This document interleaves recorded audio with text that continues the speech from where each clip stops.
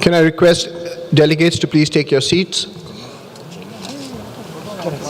Dear committee members, dear colleagues, let's resume our session. I hope you had a pleasant lunch break. As explained this morning, the Secretariat has worked on a revised schedule for today. I would like to give the floor to the Director of the World Heritage Center to update the committee on this aspect. Mr. Lazar, you have the floor. Thank you, Mr. Chairperson. Good afternoon to all. After talking to various delegations concerned, I am pleased to inform you that they have agreed to move all their nomination files scheduled tomorrow morning to this afternoon in order to allow the committee to possibly consider having a day off tomorrow, as was suggested this morning during the Bureau. So it will all depend on how we advance. The order of examination this afternoon will therefore be as follows, Mr. Chairperson. So we will continue with the nomination of South Africa, Human Rights, Liberation and Reconciliation. And then we will follow with Malaysia, Nia National Parks Caves Complex, and then Germany, Schrein Residence Ensemble, and then Italy, Via Appia, Regina Verum, and followed by then the Kingdom of Saudi Arabia nomination file, Alpha Archaeological Area, and we'll continue with the two nominations from Romania, Brancusi Monumental Ensemble first, and then Frontiers of the Roman Empire, Dacia second. And after that, we'll continue with the nomination of Iran, Hekmatane, an historical center of Hamedan. And then, if we finish, we will also we will examine the 13 minor boundary modification and the 11 provisional statements of OUV to adopt. Once we have exhausted all the files under item B, it is suggested, Mr. Chairperson, to start examining the related items 8D, 8E, 8C, and to close general item 8 this afternoon. Thank you very much.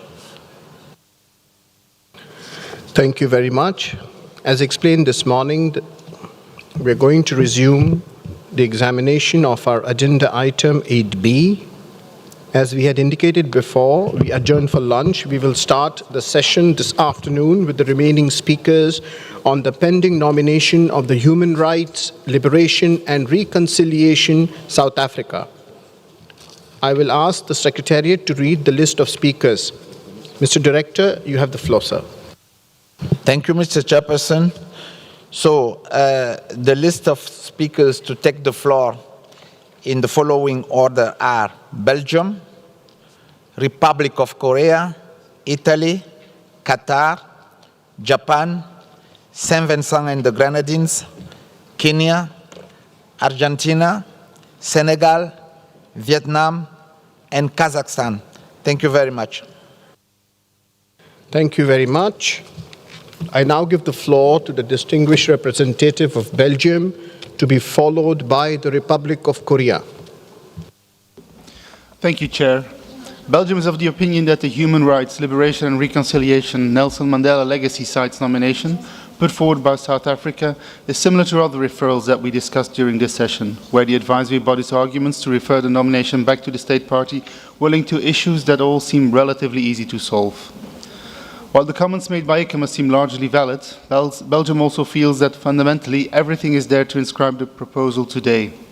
It's also a matter of principle, as we believe that inscribing rather than referring back would relieve the overloaded World Heritage System. Of course, such a step can only be discussed when all fundamental conditions are met. This is crucial. So, OUV demonstrated convincing comparative analysis, no major concerns about authenticity and integrity. When only small, relatively easy-to-solve issues remain, Belgium prefers to proceed with inscription immediately, with a recommendation to the relevant state party or state parties to pick up those loose ends quickly and report back in the short term. In this case, we feel there is no doubt about the OUV. In fact, it is hard to underestimate the importance of this nomination. For Belgium, the Human Rights, Liberation and Reconciliation Nelson Mandela Legacy Sites presents a part of our contemporary history that must continue to be told to present and future generations.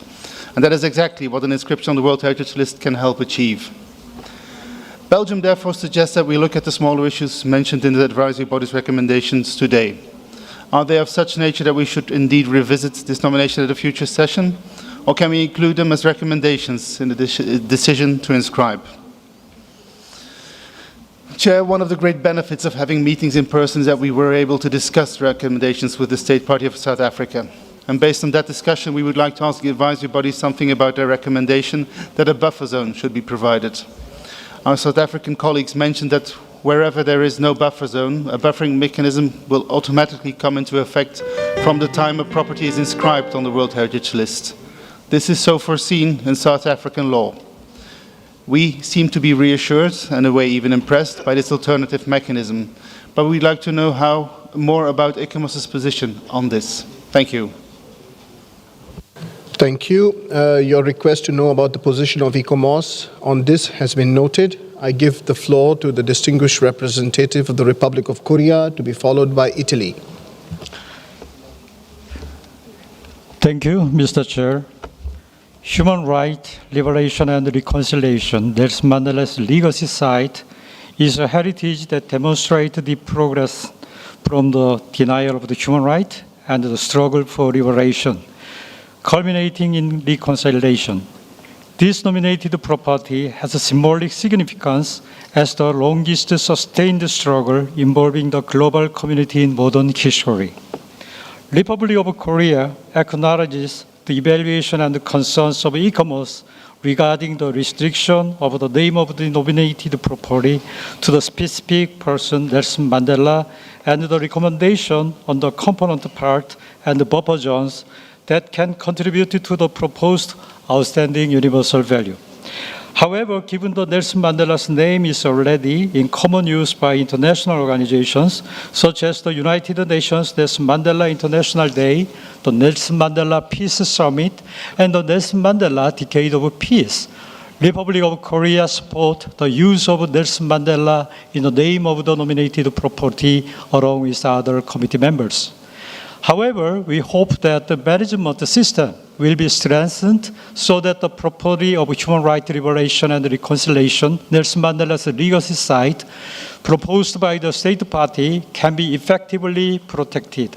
We hope that the World Heritage Center, advisory bodies, and the State Party will maintain the value of the heritage through continuous protection measures achieved through sufficient dialogue. The Republic of Korea supports the inscription of the nominated property on the World Heritage List together with other committee members. Thank you, Mr. Chair. Thank you. I give the floor to Italy, to be followed by Qatar. Thank you, Mr. Chair. The outstanding universal value of this site has been fully demonstrated in this dossier. Italy would like to express its sincere appreciations for this important nomination and for the provided detailed dossier prepared with full commitment.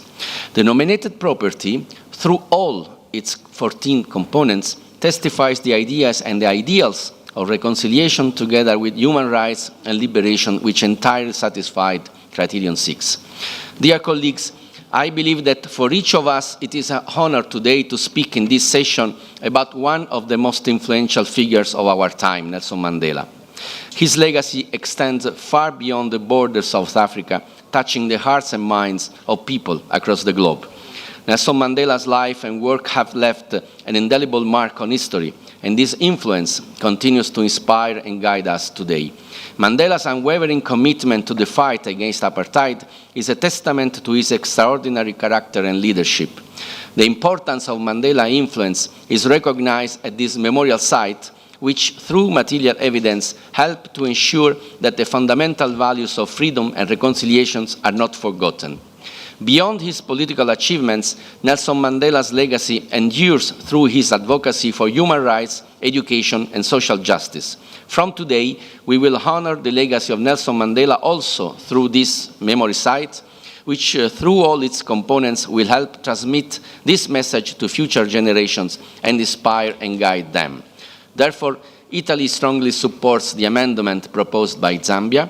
We share the reflections suggested by the distinguished representative of Lebanon about the objective difficulty to adopt the usual evaluation criteria for this specific typology of sites and recommends the inscription of this property in its entirety. Thank you.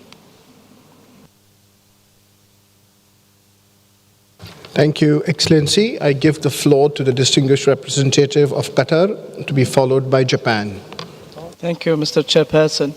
Let me start by highlighting that South Africa's struggle for human rights, liberation, and reconciliation holds profound significance not only for South Africans, but for all of us. The sites associated with this struggle are symbolic for the enduring pursuit of peace and justice.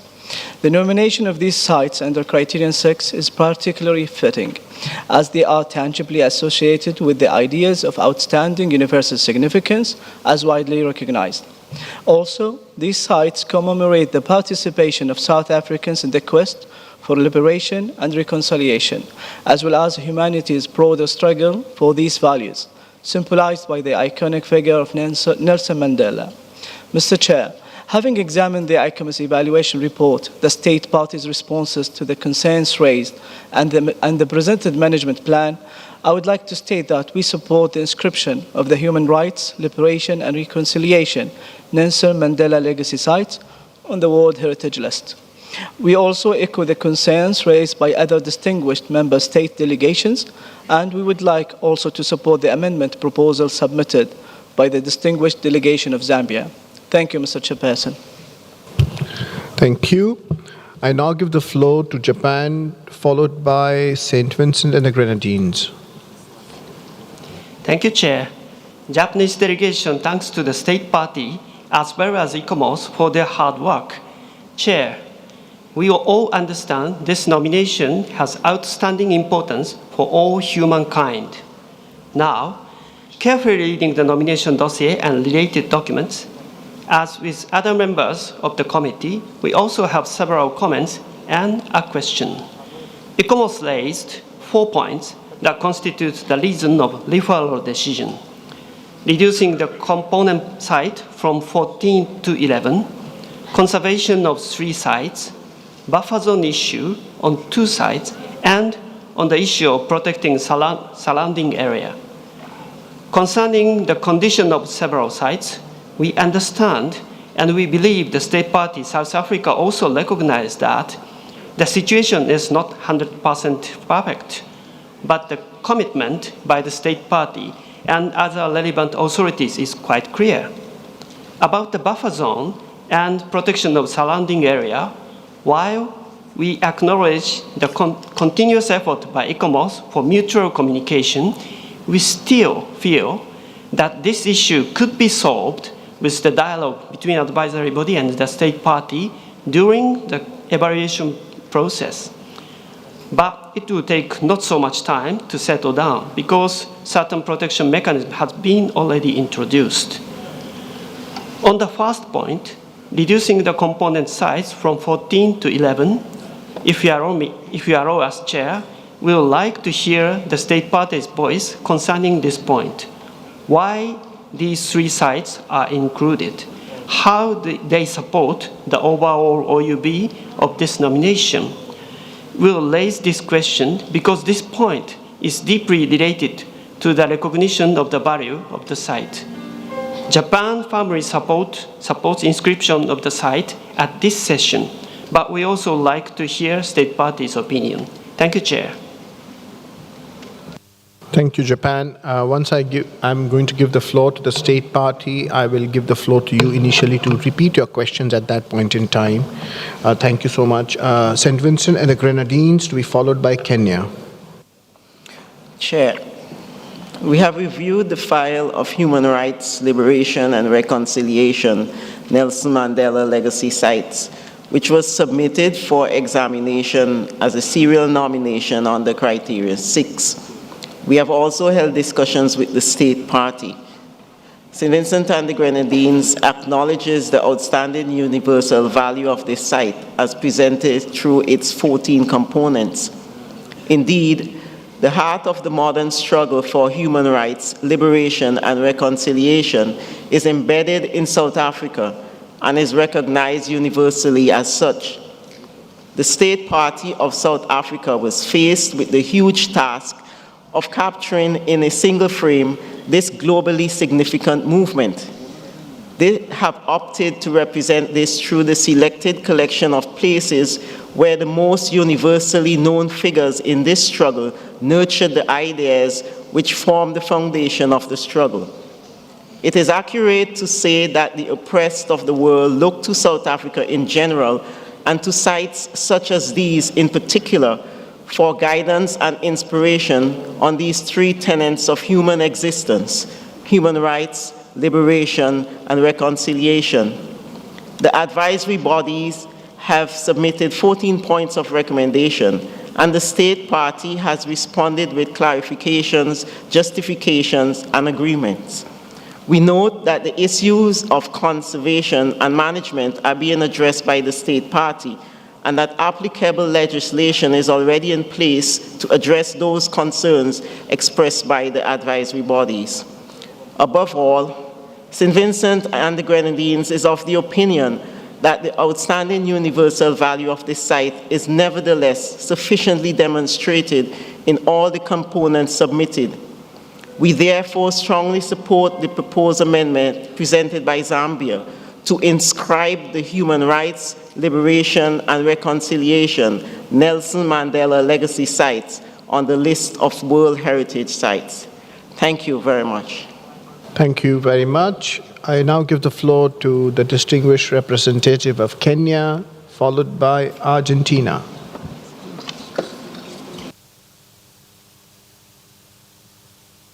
Okay, thank you, Chair. The delegation of Kenya wishes to thank the State Party of South Africa for nominating the Human Rights, Liberation, and Reconciliation for possible inscription on the World Heritage.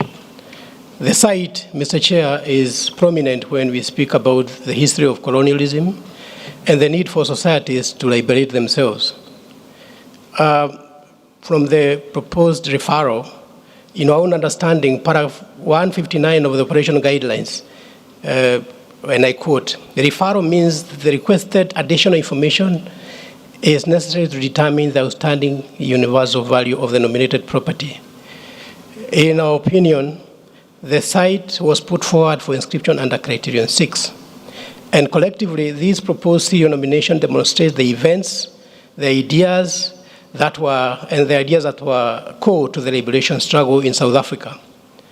And in this case, all the proposed component parts connect the dots in the liberation movement in South Africa, from the University of Fort Hare, which has been proposed to be removed. And it is our considered view that the removal of any of these component parts would indeed interfere with the site's integrity, which is about the wholeness of the property. In our opinion, integrity and authenticity has already been taken care of from the documentation that we have received from the State Party of South Africa. We have seen documentation of call for tenders for repairs of some of the sites which could have been deteriorated. But Kenya again notes that Criterion 6 is not necessarily about the built infrastructure, but rather is based on the story of nationalistic movement, the ideas, principles towards the emancipation of Black Africans. Mr. Chair, the delegation of Kenya looks at authenticity and integrity on this property being borne by the completeness of the story, right from the hatching of the nationalistic ideas at Fort Hare University, all the way to the signing of the Freedom Charter and the hearing process championed by the Truth and Justice Reconciliation Commission led by Desmond Tutu. The whole story, therefore, is complete, and it is through the truth. There is a wealth of documentation to affirm that narrative. Kenya therefore aligns itself to Zambian delegation proposed amendment that the site be inscribed under Criterion 6. Thank you, Chair. Thank you, Kenya. I now give the floor to Argentina, to be followed by Senegal. Gracias, señor presidente. La promoción de la cultura, la ciencia y la educación no son el mandato de la UNESCO. Estas son nuestras herramientas. Nuestro objetivo final es la paz. Y no hay ningún sinónimo más importante, más cercano a la paz que el nombre de Nelson Mandela. A veces los nombres sobrepasan los lugares en donde algunos hechos tuvieron lugar, y este es un caso como tal. Sudáfrica puede terminar los ajustes tan bien indicados por ICOMOS, lo pueden hacer solos, y queremos que se inscriba el sitio íntegramente y con todos sus componentes. Necesitamos el nombre de Nelson Mandela. Este es el legado, su nombre, que es un sinónimo que nos va a guiar a partir de ahora. Tuve el privilegio, cuando comencé mi carrera, de hablar de paz con Nelson Mandela. Es algo que me voy a llevar durante toda mi vida y que quiero transmitir a cada una de las personas que me conocen, porque me cambió para siempre. Y Nelson Mandela quiero que esté, y queremos en nuestro país que esté inscrito con todas las letras, porque ese es nuestro legado. Gracias.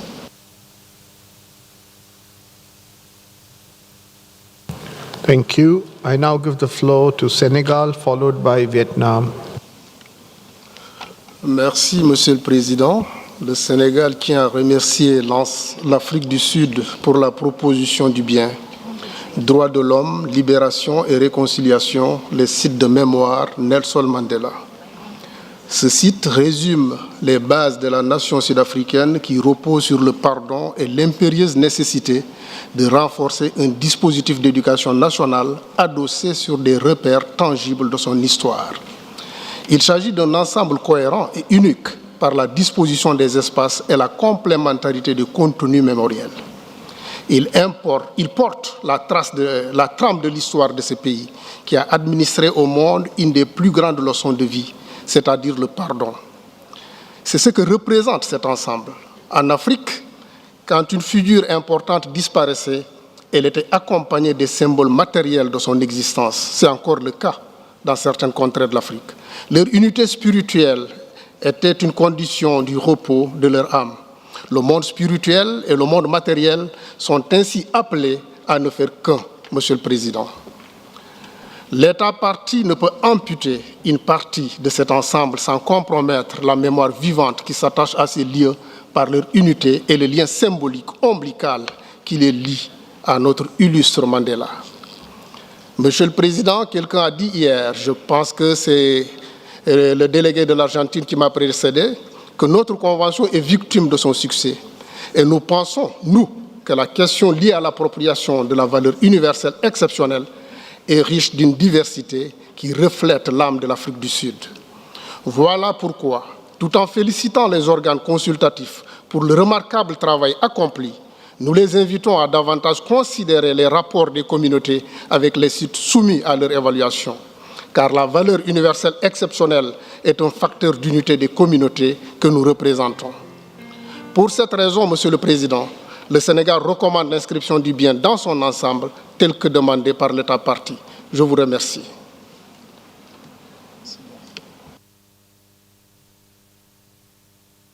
Thank you.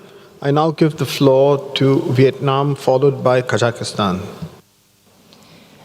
Thank you, Mr. Chair. Vietnam wishes to thank the State Party of South Africa for submitting Human Rights, Liberation and Reconciliation Nelson Mandela Legacy Sites, which is of great importance. The property not only encapsulates the legacy of the South African liberation struggle of the 20th century, but also commemorates and celebrates the contribution of the struggle to human rights in a global context. And the 14th serial nomination demonstrates the events, ideas, and belief systems at the center of liberation struggle in South Africa, which gave rise to exceptional African leaders such as Nelson Mandela, And even now, Nelson Mandela legacies continue to inspire humanity to adopt reconciliation. And the outstanding universal values have been clearly demonstrated in the dossier. And we thank the evaluation report by ICOMOS experts. And we also welcome the State Party for taking appropriate measures as recommended by ICOMOS as well.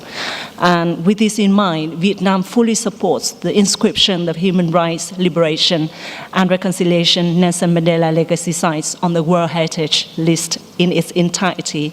And we wish to support the amendment proposed by the distinguished delegate of Zambia. I thank you.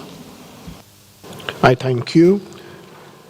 I give the floor to the distinguished representative of Kazakhstan, followed by Ukraine. Distinguished Chair, honorable members of the World Heritage Committee, Kazakhstan is glad to join fellow members of this committee in support of the amendments proposed by the distinguished delegate of Zambia to inscribe the human rights, liberation and reconciliation Nelson Mandela legacy sites on the World Heritage List. The legacy of Nelson Mandela, Madiba, is not just a cornerstone of South African history, but a symbol of hope and resilience for the entire humanity.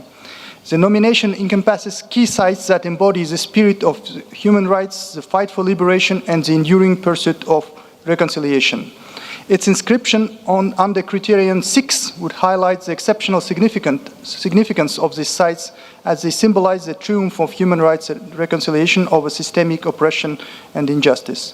Such a remarkable property on the World Heritage List will not only honor the legacy of Madiba and the countless individuals who fought for freedom along with him, but also serve as a powerful reminder of the struggle for human rights and justice. I thank you. I thank you. I now give the floor to the distinguished representative of Ukraine. Thank you very much, Mr. Chair.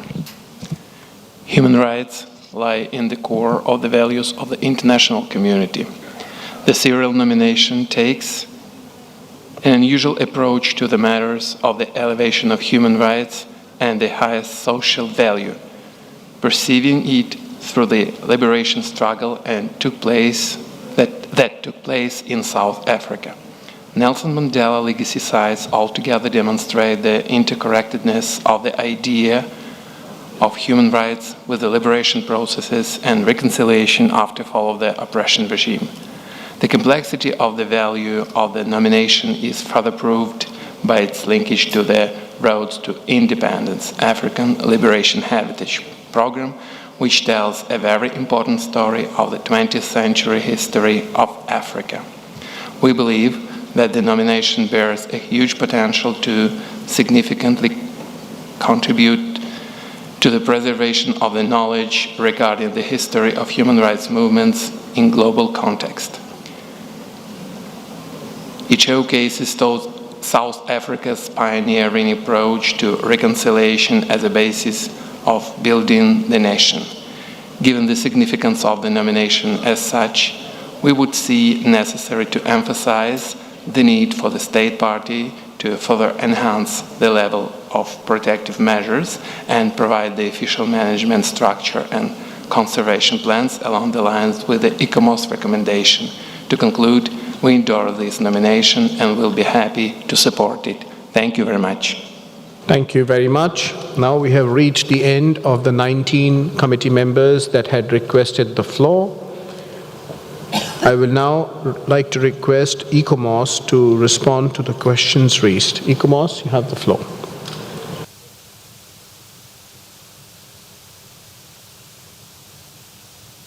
Okay. Thank you, Chair, and thank you to all the committee members who spoke on this important and inspiring nomination. I think we had several questions directly addressed to ICOMOS. I'll try and respond to those only. The first was a question asked of us from the distinguished delegate from Lebanon, but other people spoke on this issue as well, about our views about including Nelson Mandela's name in the name of the property. This has been a matter of discussion with the State Party throughout the evaluation process. ICOMOS does not, of course, question at all the importance, influence, and global esteem held for President Mandela.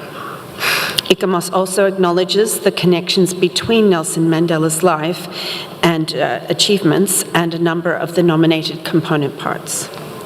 As several committee members have noted, there has been a caution exercised by the World Heritage Committee from the very beginning to focus on the values of properties rather than the lives of famous people. In this case, a key issue is that the century of struggle, liberation, and reconciliation that is the focus of this nomination was achieved through the efforts and sacrifices of many leaders, some of whom came before Nelson Mandela, and others who worked alongside him. ICOMOS considers that it is important for this breadth to be recognized. However, ICOMOS is also aware of the state party's firm desire to keep the name as it is and has respected this view, which has now also been expressed by some committee members. A second question asked by Lebanon and also echoed, I think, in a question from India, concerned criterion 6 and the requirements of authenticity and integrity. These are not the first properties to be inscribed in the World Heritage List on criterion 6 alone. There have been others, as I'm sure everyone well remembers. Each of them was inscribed according to the operational guidelines that were in place at the time of their inscription, including the requirements for authenticity and integrity. The reflection that led to the adoption of the guiding principles concerning sites of memory of recent conflict, which was adopted at the World Heritage Committee's extraordinary session in 2023, was intended to introduce the possibilities for including sites of memory within the existing framework of the Convention. According to those guiding principles, point B says in part that the nomination text will include the assessment of the authenticity of the physical site and of the link to the associated memories. It also requires states parties to ensure factual accuracy as part of the requirement for authenticity. It should be briefly noted here, because I'm sure colleagues from South Africa will quickly remind us all, if I do not, that this nomination was submitted prior to the adoption of the guiding principles for sites of memory adopted in January 2023, and that the guiding principles were not to be applied to it. Despite this, the state party's nomination is closely aligned to its key points in the opinion of ICOMOS. In future, nominations of sites of recent memory are required to identify clear attributes of outstanding universal value, which South Africa has also done in this case. The authenticity and integrity to be applied in future nominations according to the guiding principles are in relation to the attributes identified in relation to the outstanding universal value of each individual property and are evaluated case by case. These can be tangible and intangible and must be truthfully presented. The key lesson of the NARA document was to ensure that authenticity is evaluated according to the values that are claimed, and we do not have a standardized or template approach to the way in which this is considered. For integrity of this nomination, there were three problems. The first is that the inclusion of 3 of the nominated component parts did not seem well justified in relation to the thematic framing of the outstanding universal value, which I've already explained and will not take further your time about that now. The second issue was that for 3 other component parts, or 4 if the Z.K. Matthews House is to be included today, there is currently a very poor state of conservation. In relation to Zambia's query, we have had constructive discussions with the state party here in Delhi, and we welcome their advice that new work has commenced to address the condition of the components that ICOMOS found needed to have an improved state of conservation before they were inscribed. However, as you all well understand, it is not possible for us to assess this information at this stage. Finally, the last issue for integrity, which was also then raised after lunch by Belgium, relates to the recommendations for providing and strengthening the buffer zone, particularly those in urban settings that are subject to dynamic and needed processes of revitalization. The wider settings of these component parts are fragile and need an extra layer of protection in our view. The State Party has advised ICOMOS that a process of reflection is underway to further consider the best ways of providing adequate buffering mechanisms. ICOMOS welcomes this advice and is able to assist and advise the State Party as this process advances if needed. Given the comments made by the committee members with the intention to inscribe all 14 component parts, ICOMOS suggests that the overarching interpretation strategy and its implementation will be an important factor for strengthening the integrity. The crucial importance of interpretation is also recognised in the committee's guiding principles and is well recognised by the State Party of South Africa for this case. And finally, Lebanon asked a question about why we had recommended a heritage impact assessment for the component part of Lily's Leaf. In relation to this recommendation for a heritage impact assessment for a possible hotel development near this component part, we were advised of this possibility by the State Party during the course of the evaluation. As far as we are aware, its location has not yet been finalised, and so no, we do not currently have any maps. We have been reassured by the State Party that it will be located outside the buffer zone. ICOMOS has been advised by the State Party that HIA, or Heritage Impact Assessment processes, are part of the national laws. Making sure that there are no adverse impacts on the outstanding universal value from this future development is therefore the purpose of our recommendation.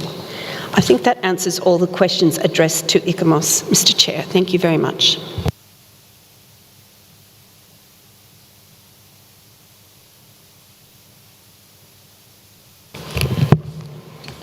Thank you. Belgium, you have the floor. Thank you, Chair. Having heard ICOMOS, I think we can already say that we commend the advisory body and the State Party of South Africa for the continuing dialogue, and we appreciate the offer of ICOMOS to continue this dialogue to resolve the open issue dealing with buffer zones or buffering mechanisms. We are also convinced right now that we should inscribe the site today. We feel it would be more than fitting and even symbolic that the site would be inscribed in India. Thank you, Belgium, for the beautiful sentence. Your last sentence was beautiful, that it would be all the more fitting if the site were inscribed in India. And we thank you for that beautiful sentence, Belgium. I now give the floor to Lebanon. Thank you. Now, the mistake.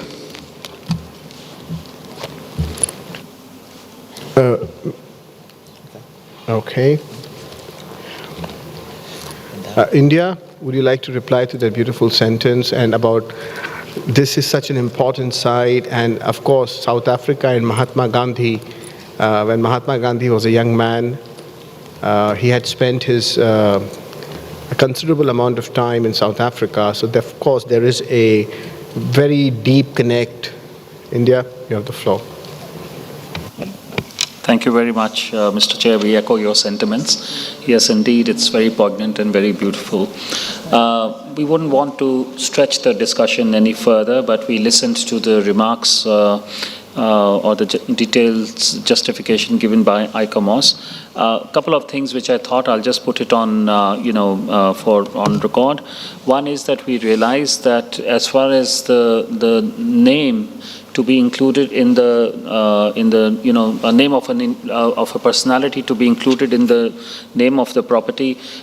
We still have a feeling that this approach is actually not consistent, because in certain instances ICOMOS has included the name, but in certain instances it was almost categorical not to include the name. So there is that dichotomy, I think, that we need to look into. And second is, yes, we agree that that any fulfillment of any criteria or criterion is based on attributes, and we have to demonstrate the authenticity and integrity, based on those attributes. Only thing is that while it is easily discernible in case of tangible attributes, but in case of intangible, because herein the values are almost all values are intangible, therein, of course, there are certain difficulties. But as I said, I rest our case here. This is a beautiful nomination. It should be inscribed. Thank you, Chair. Thank you. There were a couple of questions for the state party, and I had said Japan at that point in time. I think Zambia had asked the state party as well as Japan. Japan, could you please rephrase your couple of questions? Thank you, Chair. We would like to hear the state party's opinion about the reducing the component parts from 14 to 11. More precisely, why these three sites are included or important, how they support the overall OUV of this nomination. Thank you very much. Thank you very much. And then Zambia had asked the state party about. Thank you, Chair. The consensus. Yes. Thank you. I now give the floor to the state party of South Africa to please respond to these questions. You have the floor.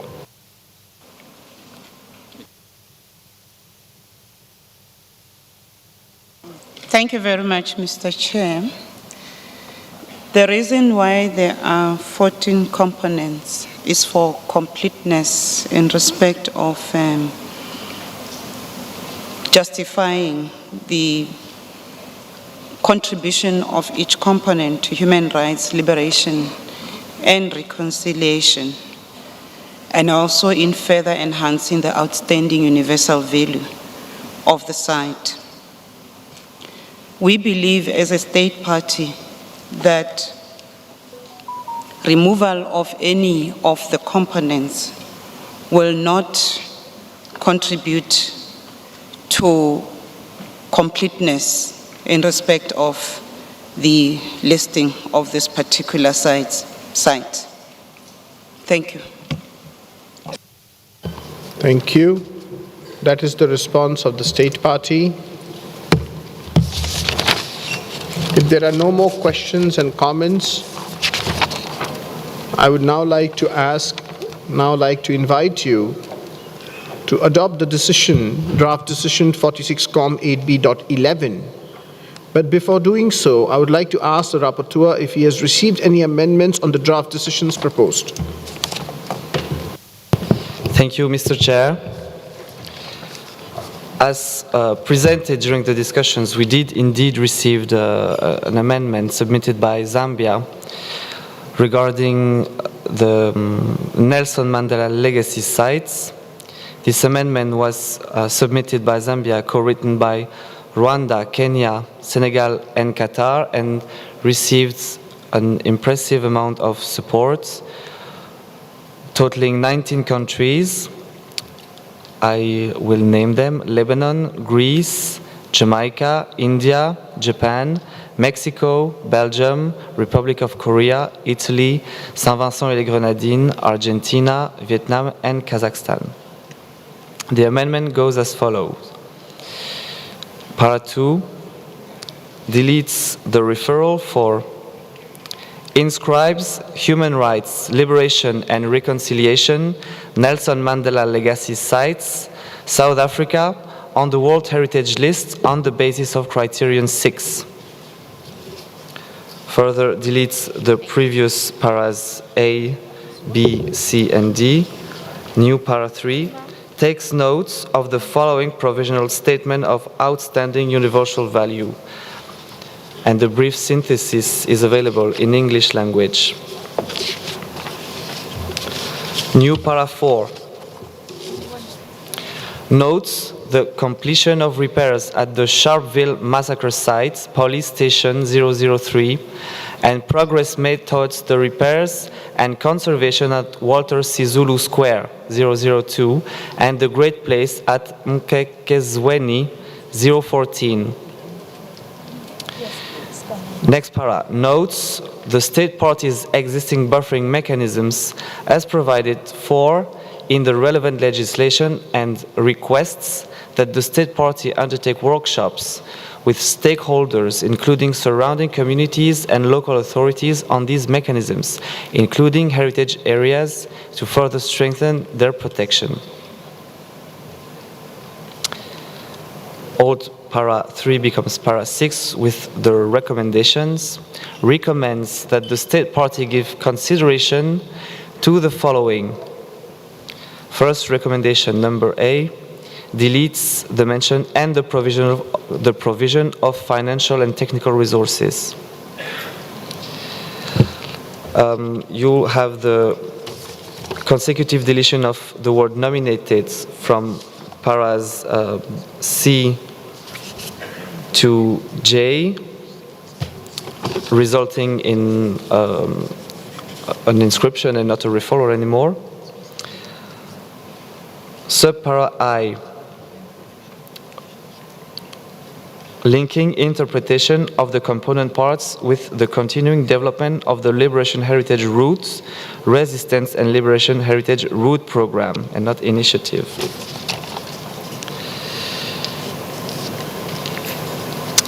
Para 7 requests the state party to submit to the World Heritage Center by 1st of December 2025 a report on the implementation of the above-mentioned recommendations for review by the World Heritage Committee at its 48th session. I thank you, Mr. Chair. Thank you.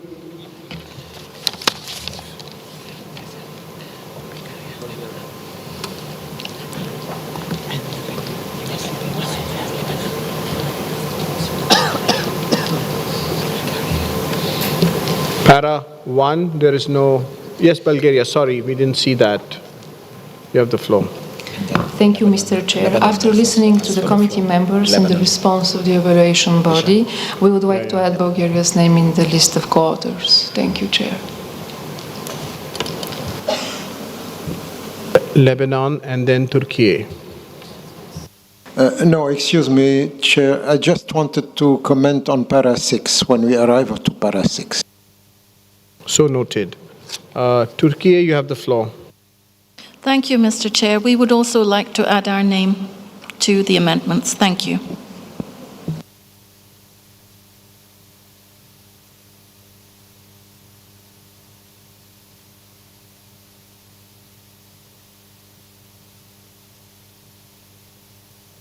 Rapporteur, could you let us know how many countries are there that have whose names appear on the screen?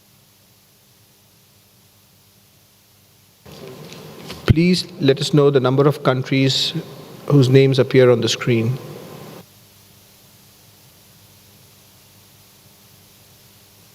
Mr. Chair, we have reached the total number of committee members. 21 countries have supported the amendments for inscribing the Nelson Mandela legacy sites.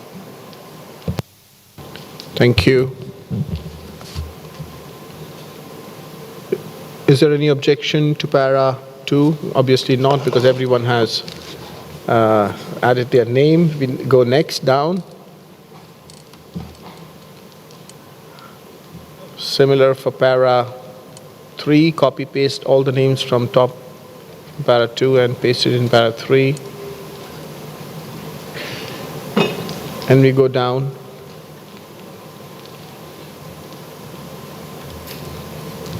Same thing would be for all the remaining paras.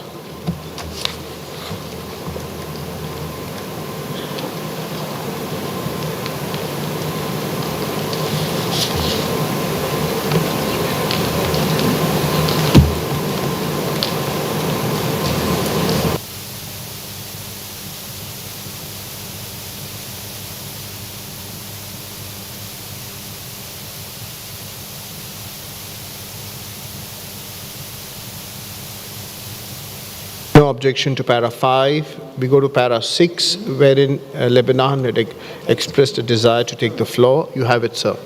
Excuse me, Chair. We have some remarks on para 6. On point A, for example, I don't know why we remove and the provision of financial and technical resources. I think this is part of conservation. I mean, there is no harm to say that further developing the integrated conservation plan, etc., and the provision of financial and technical resources. There is no harm in doing this. Then, at the end, we would like to add a paragraph saying, we will add, first of all, to add a paragraph saying, ensure adequate repairs and conservation of property components, and more particularly those with which integrity is fragile. This could be point H or something of this sort. Ensure adequate repairs and conservation for all properties components, and more particularly those with which integrity is fragile.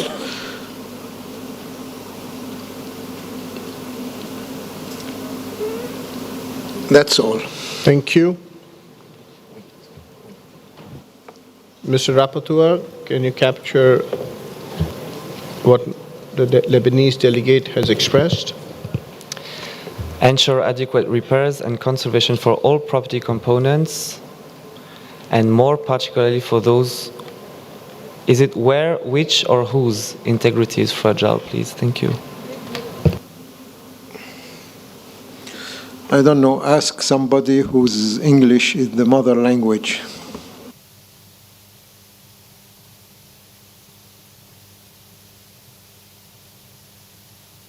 I guess where is okay. Thank you.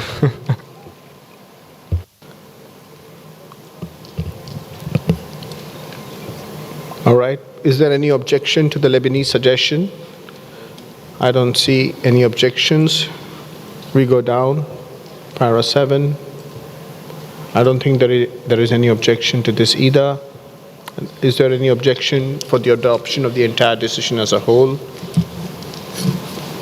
I see no objections. I therefore declare draft decision 46com 8b.11 adopted as amended.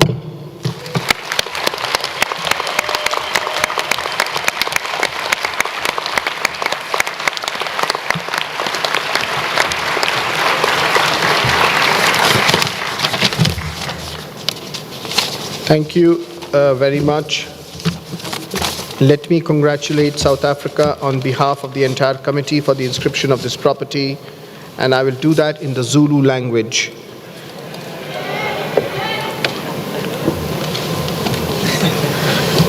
Nagia kuhalali sela nagokubali sa kwako.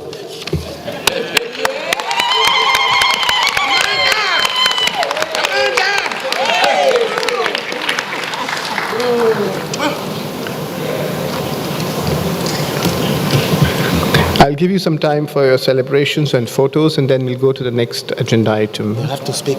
Sorry.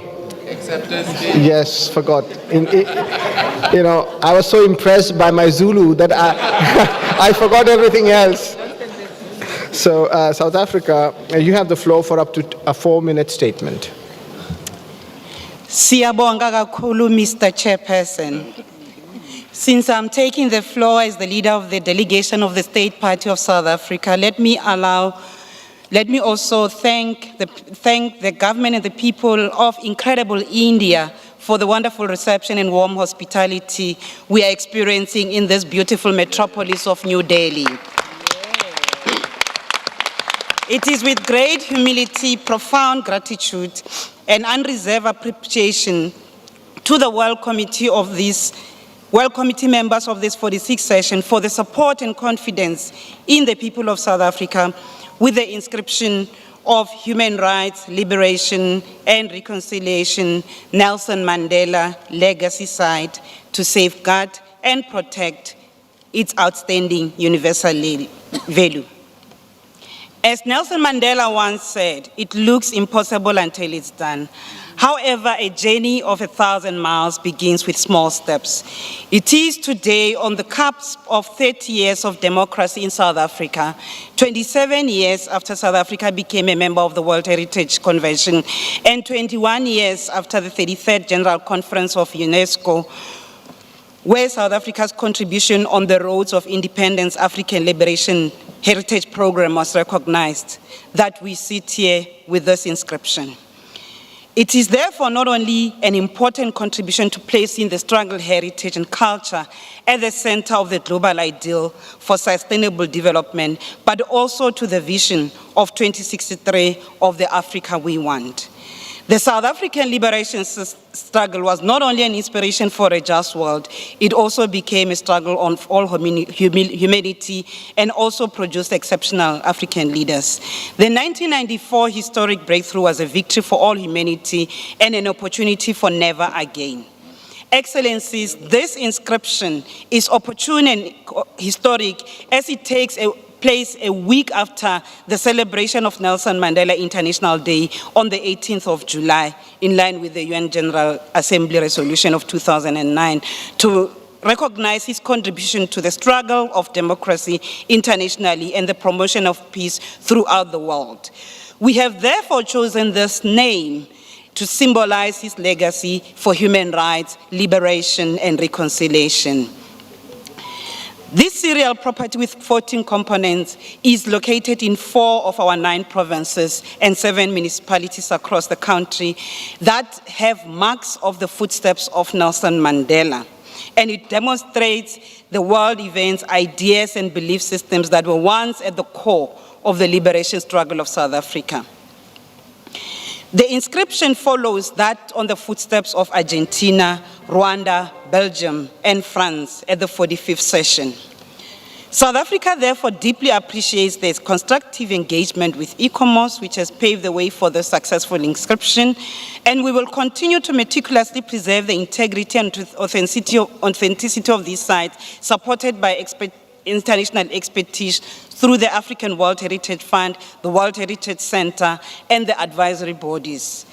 Our national heritage legislation and comprehensive management frameworks will ensure these sites are protected for future generations. The journey of this inscription has involved a number of numerous stakeholders, and we would like to recognize specifically the Africa Group, the AWHF, and many contributors to the nomination dossier. We register our special appreciation to the team that was drafting this and the stakeholders. And on behalf of my delegation, I'll invite you to join us for our side event on Monday at 6:30. And in conclusion, this inscription invites us each to be the new generation of leaders in our respective countries and the world. As Nelson Mandela said, it is still in our hands to fight poverty, protect human rights, freedom, and reconciliation. May the sun never set on so glorious a human effort. Ke a leboga, bayadanki, giyabonga, nakensa, enkosi, ndolibua. These are the one of the 12 languages of South Africa. Namaste. Siyabonga kakhulu.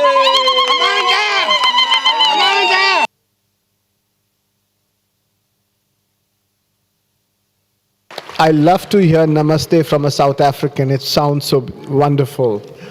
I now give the floor to the 2 committee members who have raised their plates, Rwanda followed by Zambia. Thank you, Chair.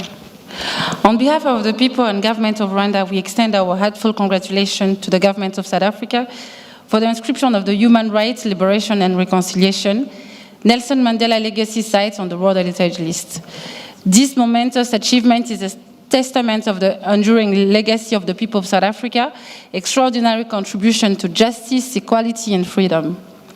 Similarly to our memorial site of the genocide from Rwanda, the consideration of this nomination filed by the committee was also delayed by the moratorium on the valuation of sites of memory associated with recent conflicts, only lifted last year. We could not be more delighted to witness today the inscription of this serial nomination, which demonstrates the events, ideas, and belief systems that were at the core of the liberation struggle in South Africa, and which, a quarter century afterwards, continues to inspire humanity to engage in peace building and reconciliation process. The development of this serial of 14 properties has been a long and complex endeavor for South Africa. The State Party has been working on this nomination since its inscription on the country's tentative list in 2009. We therefore would like to commend South Africa for its determination in developing and successfully submitting a complete and technically sound nomination file.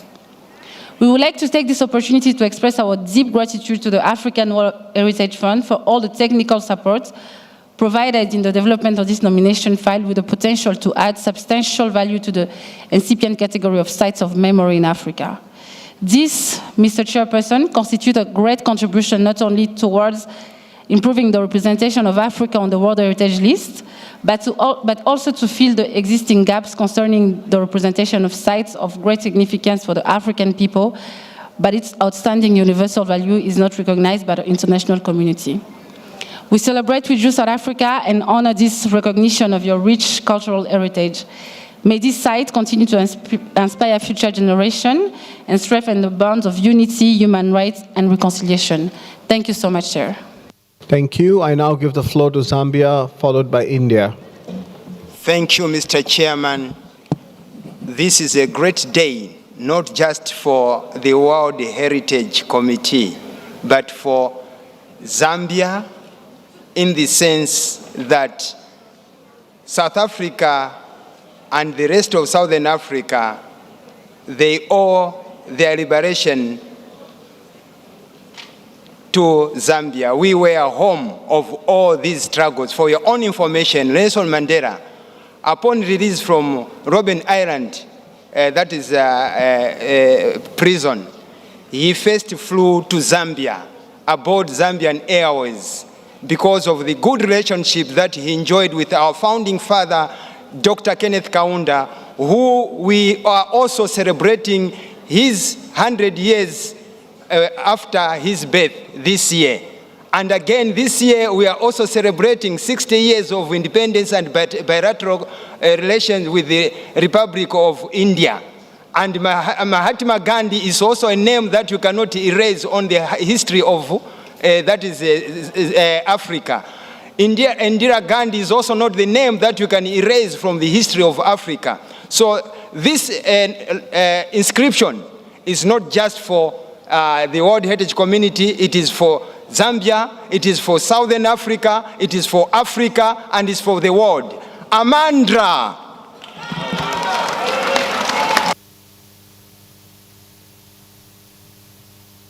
India, you have the floor. Thank you, Chair, for giving India the floor. We would like to congratulate South Africa for inscription of the property. The nomination with respect to Nelson Mandela Heritage Sites covers the Constitutional Hill site as well. In the information dossier, it is mentioned that Mahatma Gandhi was also briefly imprisoned at the Constitutional Hill. We currently have a museum commemorating Mahatma Gandhi's stay there and also a bust of Mahatma Gandhi. One other site which is included in this section is Olange site associated with John Langalibalele Dube, who was contemporary of Mahatma Gandhi and had linkages with him. John Langalibalele Dube was the founder of the ANC and, like Mahatma Gandhi, published a newspaper. This site is very near to Phoenix Ashram of Mahatma Gandhi. Collectively, this serial nomination demonstrates the events and ideas that were at the core of the liberation struggle in South Africa and which continues to inspire humanity to embrace reconciliation. We once again congratulate South Africa on inscription of this property. Thank you. Thank you. We now go to the next agenda item. I now invite ECOMOS to present the nomination of the archaeological heritage of Nia National Park's Caves Complex, Malaysia. But ECOMOS, I think I'll let the celebrations continue for 1 more minute. This is the presentation of the ICOMOS evaluation of the archaeological heritage of the Nia National Park's caves.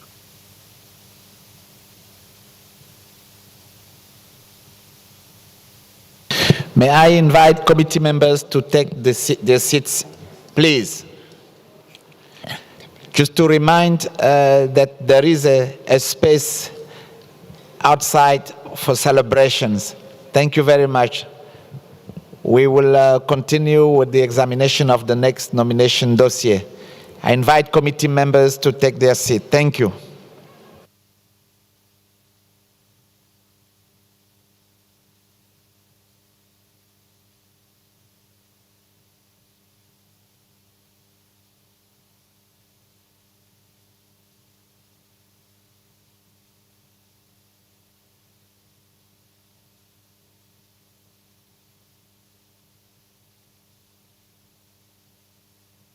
ICOMOS, please continue.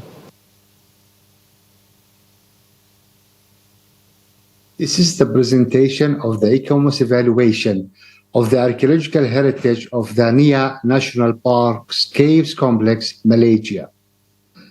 The ICOMOS report can be found in document INF.8B1 on page 120 of the English version and page 120 of the French version. Next slide. The archaeological heritage of the Nia National Park's Caves Complex is located near the west coast of Borno Island in the 4-kilometer wide Swiss limestone massif at the center of Nia National Park.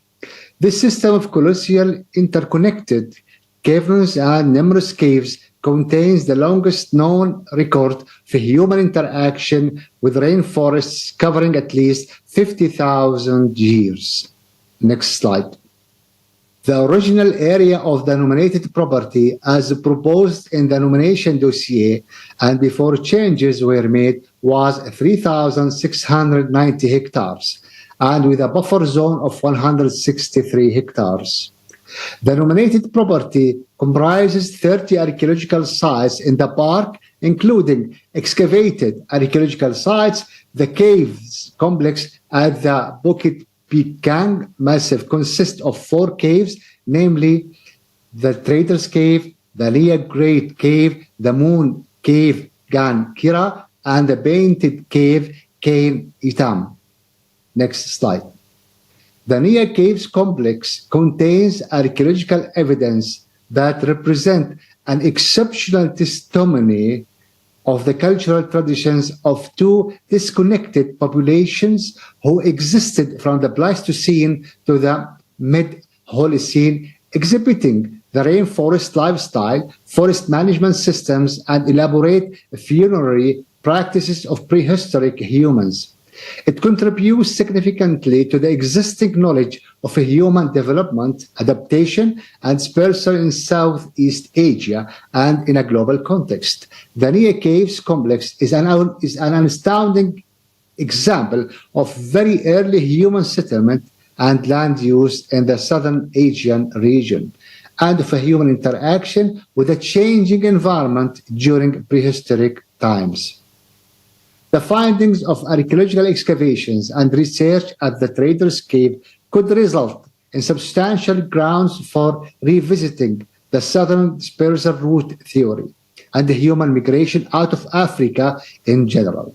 Archaeological excavations have been conducted at the West Mouth and the Trader's Cave. The major excavations were conducted from 1954 to 1967. Future planned research are considered. Next slide. ICOMOS considered that logic behind comparative is sound and that the selection of the sites to be compared is adequate within the geocultural region. Improvement could have been made to better position the nominated property in its global context by comparing additional important sites outside Southeast Asia. Criteria 3 and 5 have been demonstrated, but criterion 6 has not been met. Next slide. Conditions of integrity and authenticity have been met. The nominated property is of adequate size and contains all the attributes necessary to convey its outstanding universal value, including the entire rock massif and its complex of caves within which the excavated sites, rock paintings, and boat-shaped coffins are located, as well as the sites identified as having archaeological potential. The physical fabric and significant features of the nominated property are in good condition, and the negative factors affecting the nominated property are under control. The geomorphological features of the massif and caves have not changed significantly despite the slow dissolution of the limestone over time as a result of natural process. The excavated sites are well preserved without backfill or other forms of later alterations, testifying to their authentic state at the time of their excavation. Although the locations of the objects extracted from these sites have been changed, these archaeological findings have been appropriately conserved, stored, and displayed in museums. The rock paintings are in their original locations without any interventions. Next slide. The nominated property is state-owned and is legally protected at the national and state levels. The Sarawak Forestry Corporation and the Sarawak Museum Department are the main governmental institutions responsible for implementing the legislative provisions. The buffer zone and a 1 kilometer radius zone from the nominated property boundaries provide additional layer of protection.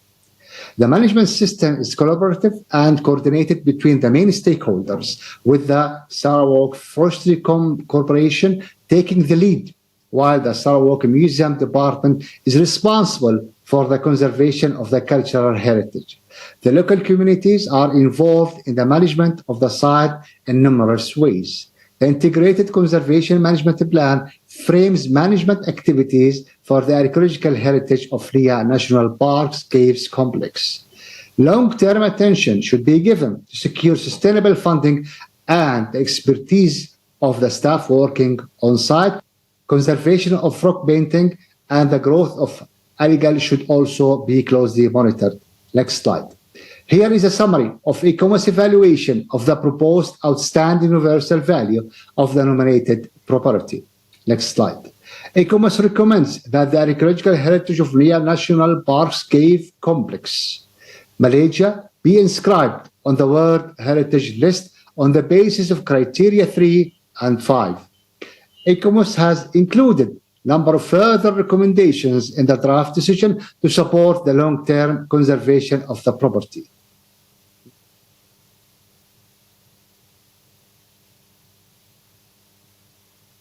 Thank you, ICOMOS. Before we proceed, I would like to make an announcement. There were a lot of requests to give you the Sunday free. It was said that I've been keeping you here from morning to night, and you have not been able to go shopping, you have not been able to even see the exhibitions, and many people are so tired.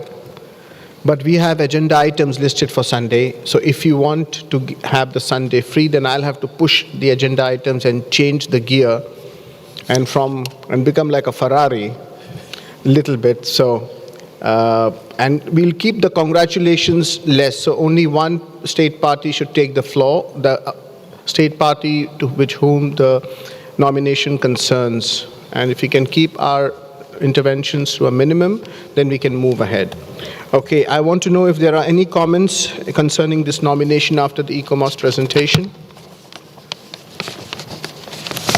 Ukraine, you have the floor.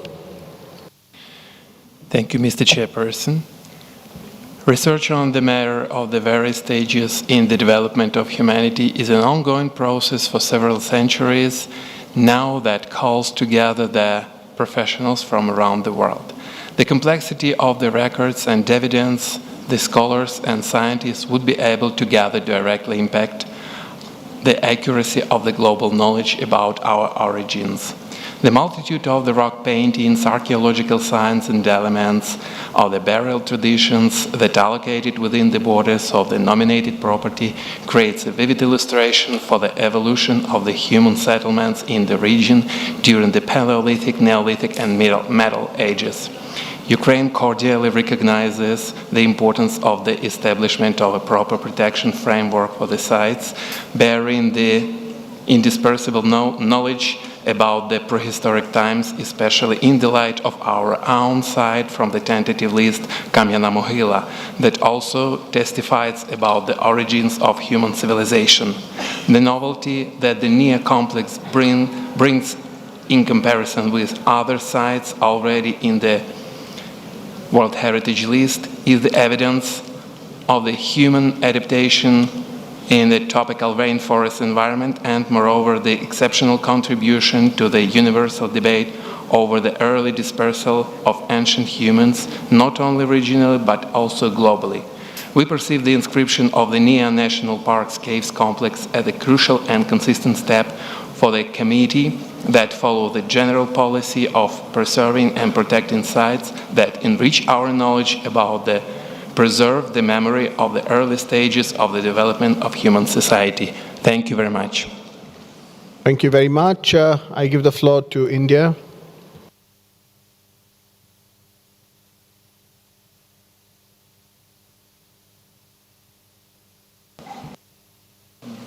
Thank you, Chair. India congratulates Malaysia on the inscription of the NIA Caves Complex. The NIA Caves Complex is an extraordinary site that has significantly advanced our understanding of human development, adaptation, and dispersal in Southeast Asia.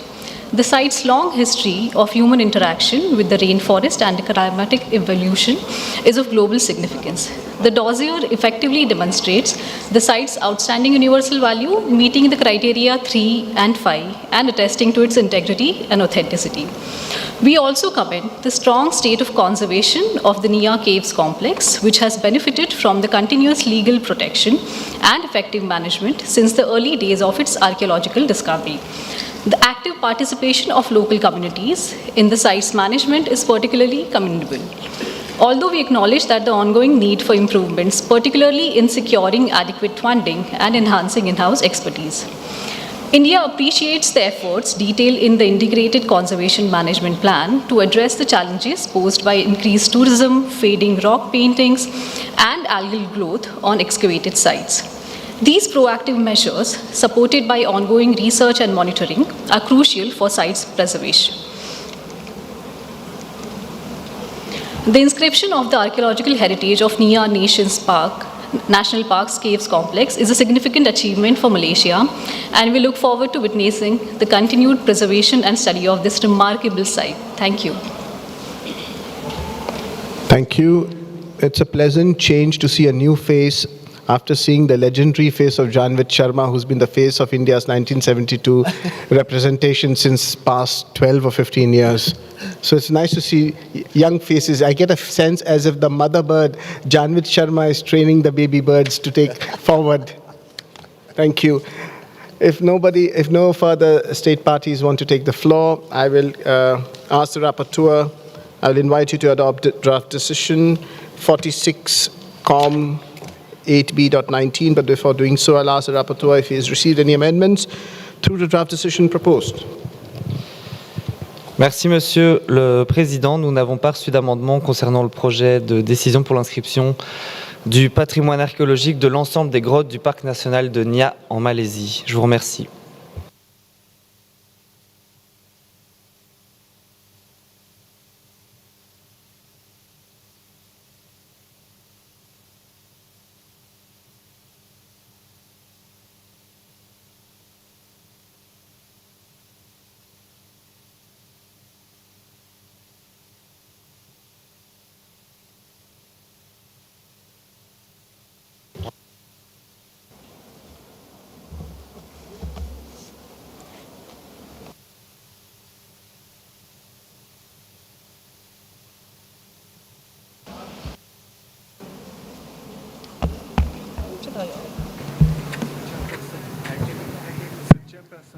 On the podium.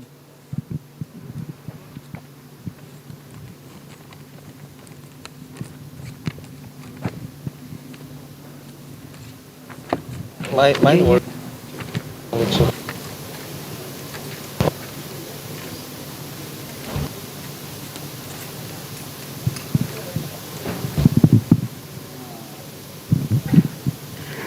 Are there any comments?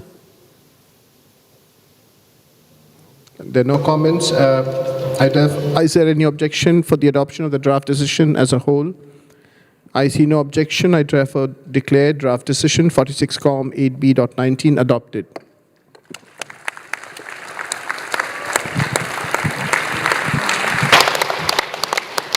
Thank you very much. Let me congratulate Malaysia on the behalf of the entire committee for the inscription of their property. And I will speak a line in the Malay language. Please bear with me. Saya mengucapkan tahniah atas pendaftaran Anda.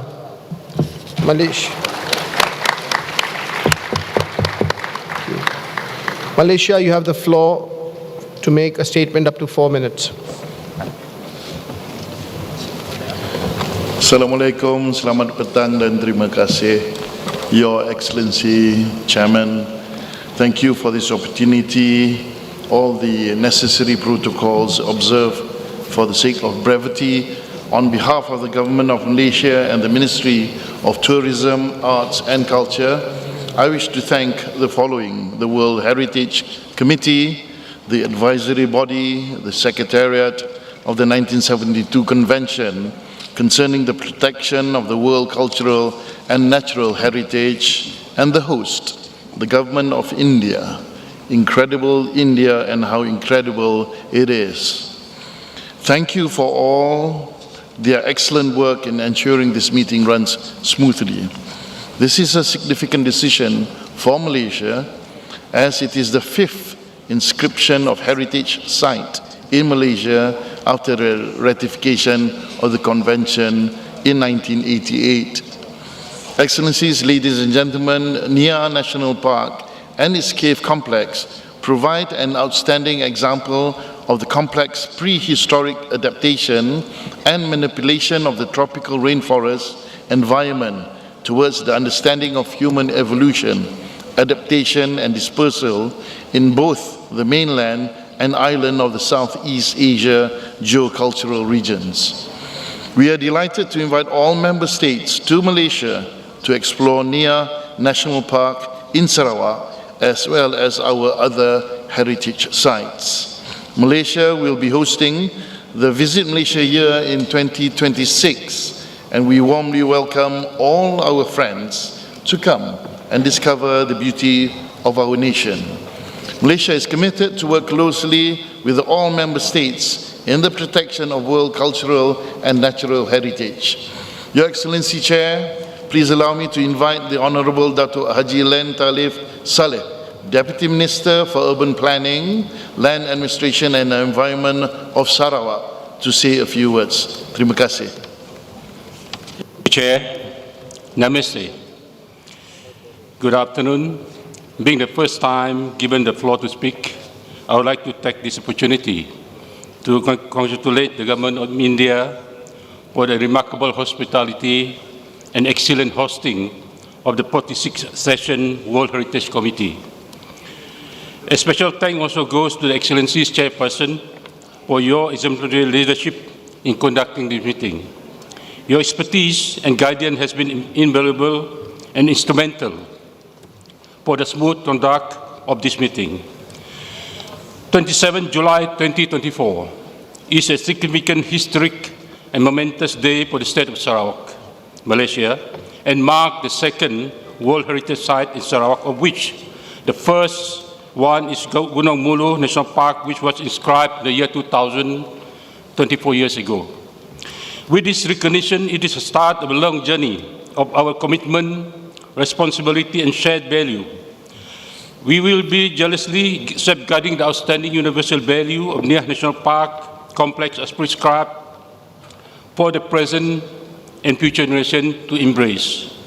We have invested a lot of time to come to this inscription with a strong mandate from the Right Honourable Premier of the State of Sarawak, Abang Jo, and his cabinet team. Additionally, on behalf of the State Government of Sarawak, I would like to thank the Federal Ministry of Tourism and Art and Culture, Department of National Heritage, permanent delegation of Malaysia to UNESCO in Paris, and the local communities in India for making this journey possible. In the interest of time, I cannot possibly mention all the names, but nevertheless, their contribution did not go unnoticed. Finally, I would like to thank ICOMOS for their professionalism and objectivity, and the World Heritage Committee for supporting our nomination. With this remark, Your Excellency Chair, I conclude. Daya Wat. Thank you very much. Thank you very much. To save time, we will now move on to the next item. The celebrations can take place outside if you require.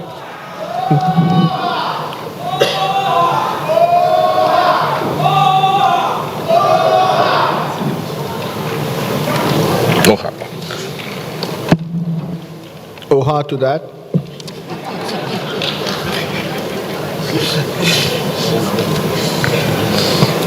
I now invite ICOMOS to present the nomination of Schwerin Residence Ensemble, Germany, but before that, I give the floor to Mr. Balsamo.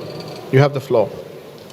Thank you very much, Mr. Chairperson. We received a notification of factual error for the evaluation of the Schwerin Residence Ensemble nomination, and this is to be found on page 12 of both the English and French version of INF 8B4. Thank you. Thank you. ICOMOS, you have the floor. This is the presentation of the ICOMOS evaluation of Schwerin Residence Ensemble, Germany.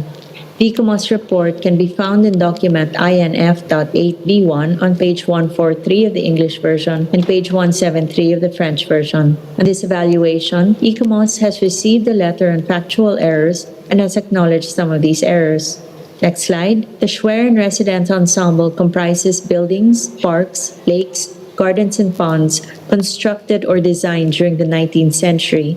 In the heart of the capital of the Grand Duchy of Mecklenburg-Schwerin, it is specially staged, with the centerpiece of the ensemble's landscape being the palace residence, situated on an island in Lake Schwerin, and with remaining buildings comprising cultural, sacred, administrative, and military buildings, and infrastructure and residences of staff and officials. This architectural and landscape ensemble reflects the historicist spirit of the time, ranging from Neo-Renaissance to Neo-Baroque and Neoclassical, and draws on the regional Johann Albrecht style, a regional variation of the Italian Renaissance.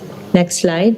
The nominated property contains a total of 38 elements, with the residence palace as its central figure. The palace has two main axes. One, linking to the old garden square, around which stand an ensemble of prestigious buildings like the museum, the court theater, the old manor, the governmental administration buildings 1 and 2, and the state archives. The other axis links to its park, on whose edge stand the artillery barracks, the officers' mess, and Grand Ducal Hunter's Lodge. The other elements are located in the old city center, near the two main poles of the composition. Next slide. The property is an outstanding example of an architectural and landscape ensemble that's within the context of the emergence and development of the historicist style in Europe, particularly in the German kingdoms and principalities in the 19th century. The character of the ensemble is well preserved. It contains a substantial use of the historicist architectural style buildings that contribute strongly to its cultural identity and remarkable landscaping in which the architecture and gardens are reflected in the water. It illustrates the importance and architecture of urban planning as a vehicle to legitimize the power and brilliance of monarchic power. This is particularly evident in the outstanding staging of the residence palace and the rest of the ensemble in its lakeside landscape, and the constant references to European national and regional architectural traditions. Next slide. The comparative analysis and additional information provided by the state party highlights that the architectural and landscape elements of the Schwerin Residence Ensemble exemplify the emergence and development of the historicist style in Europe during the 19th century. This style is enriched by the regional Johann Albrecht style, which was inspired by the Italian Renaissance. ICOMOS considers that the comparative analysis justifies consideration of this property for the World Heritage List. While the nominated property meets criterion 4, it does not fulfill criterion 3 because it does not sufficiently demonstrate how the property embodies the concept of the monarchy or contributes significantly to understanding the monarchy as a political or sociocultural system. Next slide. The conditions of integrity and authenticity have been met. Well-preserved elements represent the functions and activities of a 19th century monarchic residence in a lakeside landscape. Despite alterations in occupancy, use and adaptations that affect authenticity to varying degrees, the ensemble's fundamental attributes, including forms, materials, and relationships with its landscape setting, have been largely preserved. During the course of the evaluation procedure, exchanges between ICOMOS and the state party resulted in changes to the boundaries of the nominated property and the buffer zone. The boundaries of the nominated property have been revised in February 2024 to include a significant portion of both Schwerin Lake and Fowler Lake, as well as the Pfaffenteich. The buffer zone has been expanded to the south, east, and northwest to take into consideration control over the landscape qualities of the site. Next slide. ICOMOS considers that the legal protection and management of the nominated property are adequate. The management plan that has been prepared will need to be periodically assessed and updated. The World Heritage Coordination Office is a crucial element to ensure the coordination and effectiveness of the management of the nominated property. A rigorous strategy for the conservation of the buildings, the interior layouts of those open to the public, and for the management of tourist flows inside the nominated property is essential to ensure the protection of the outstanding universal value of Schwerin. The city of Schwerin is actively addressing urban development pressures through its strategic plan, which aims to prevent city center abandonment, renovate urban structures, tackle climate change, and address social issues. Next slide. Here's a summary from the ICOMOS evaluation of the proposed outstanding universal value of the nominated property. Next slide. To conclude, ICOMOS recommends that Schwerin Residence Ensemble Germany be inscribed in the World Heritage List on the basis of Criterion 4 and has included a number of further recommendations in the draft decision to support the long-term conservation of the property. Next slide. Thank you.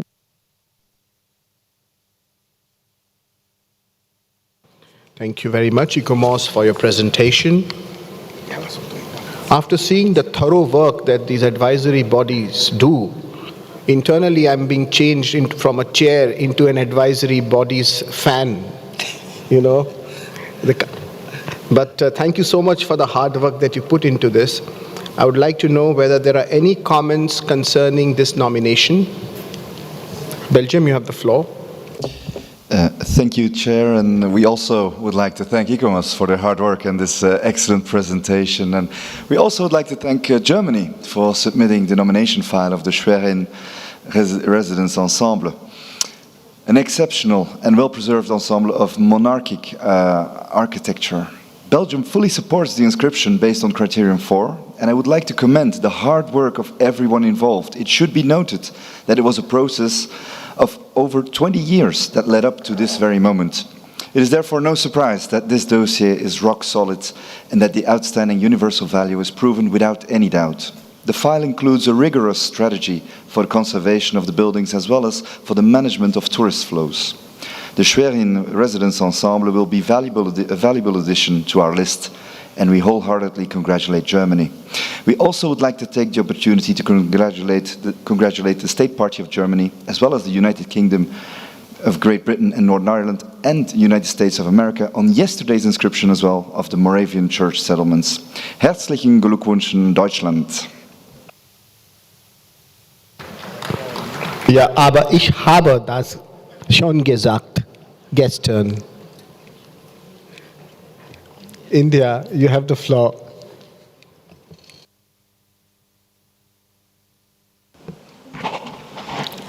Thank you, Chair.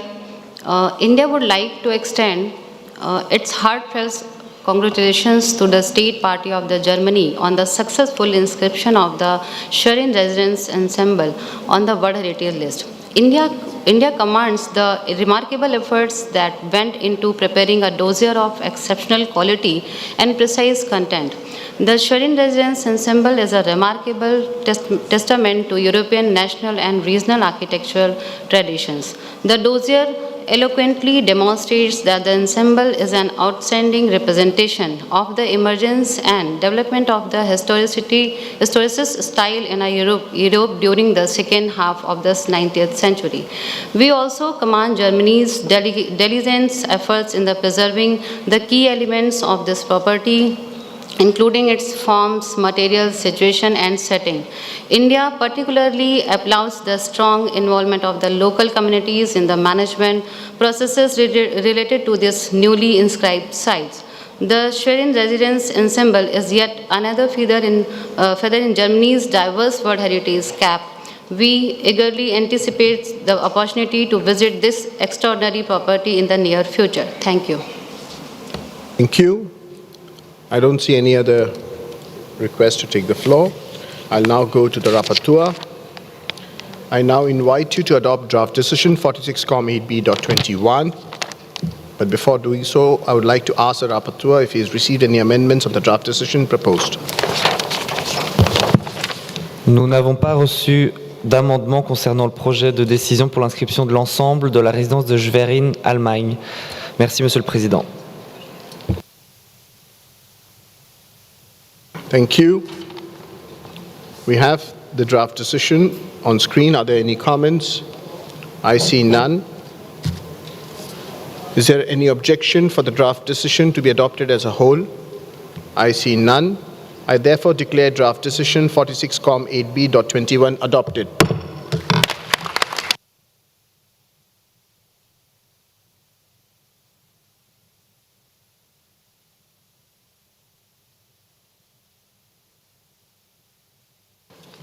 Thank you very much. Let me congratulate Germany on behalf of the entire committee for the inscription of this property. And let me say one sentence in the German language. Ich gratuliere Ihnen zu Ihrer Anmeldung. Germany, you now have the floor for up to 4 minutes for your statement.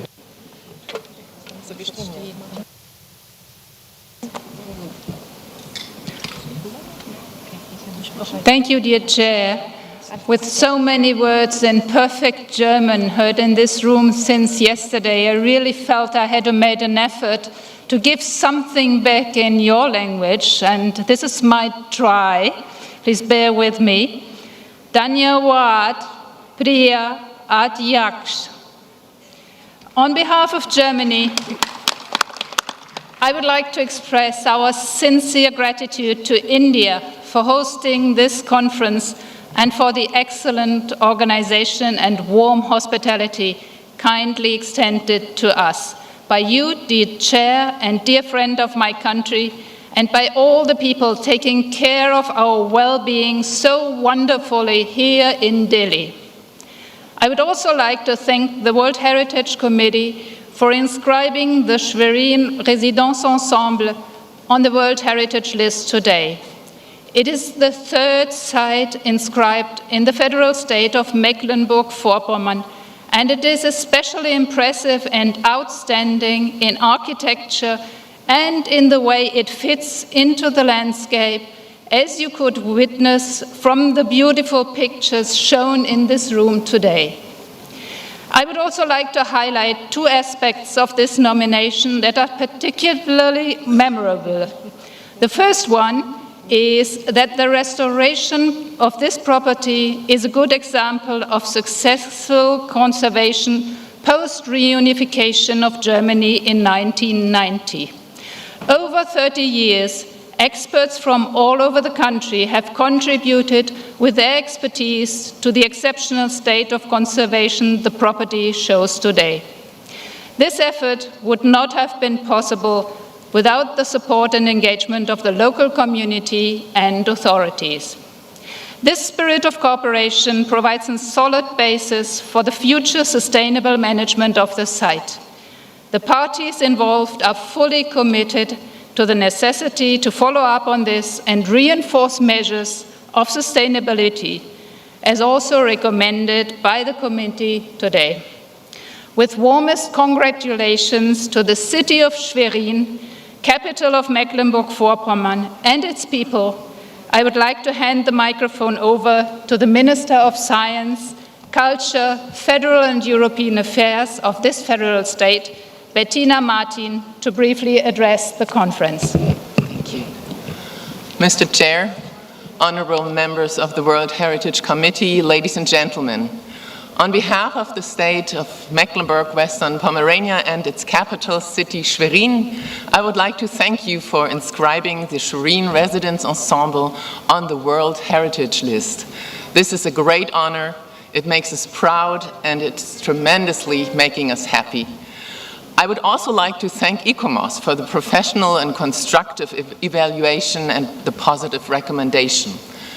The Schwerin Residence Ensemble was largely formed in the 19th century, together with a wonderful palace. It is set in a beautiful lake landscape, and it shapes the city of Schwerin to this day.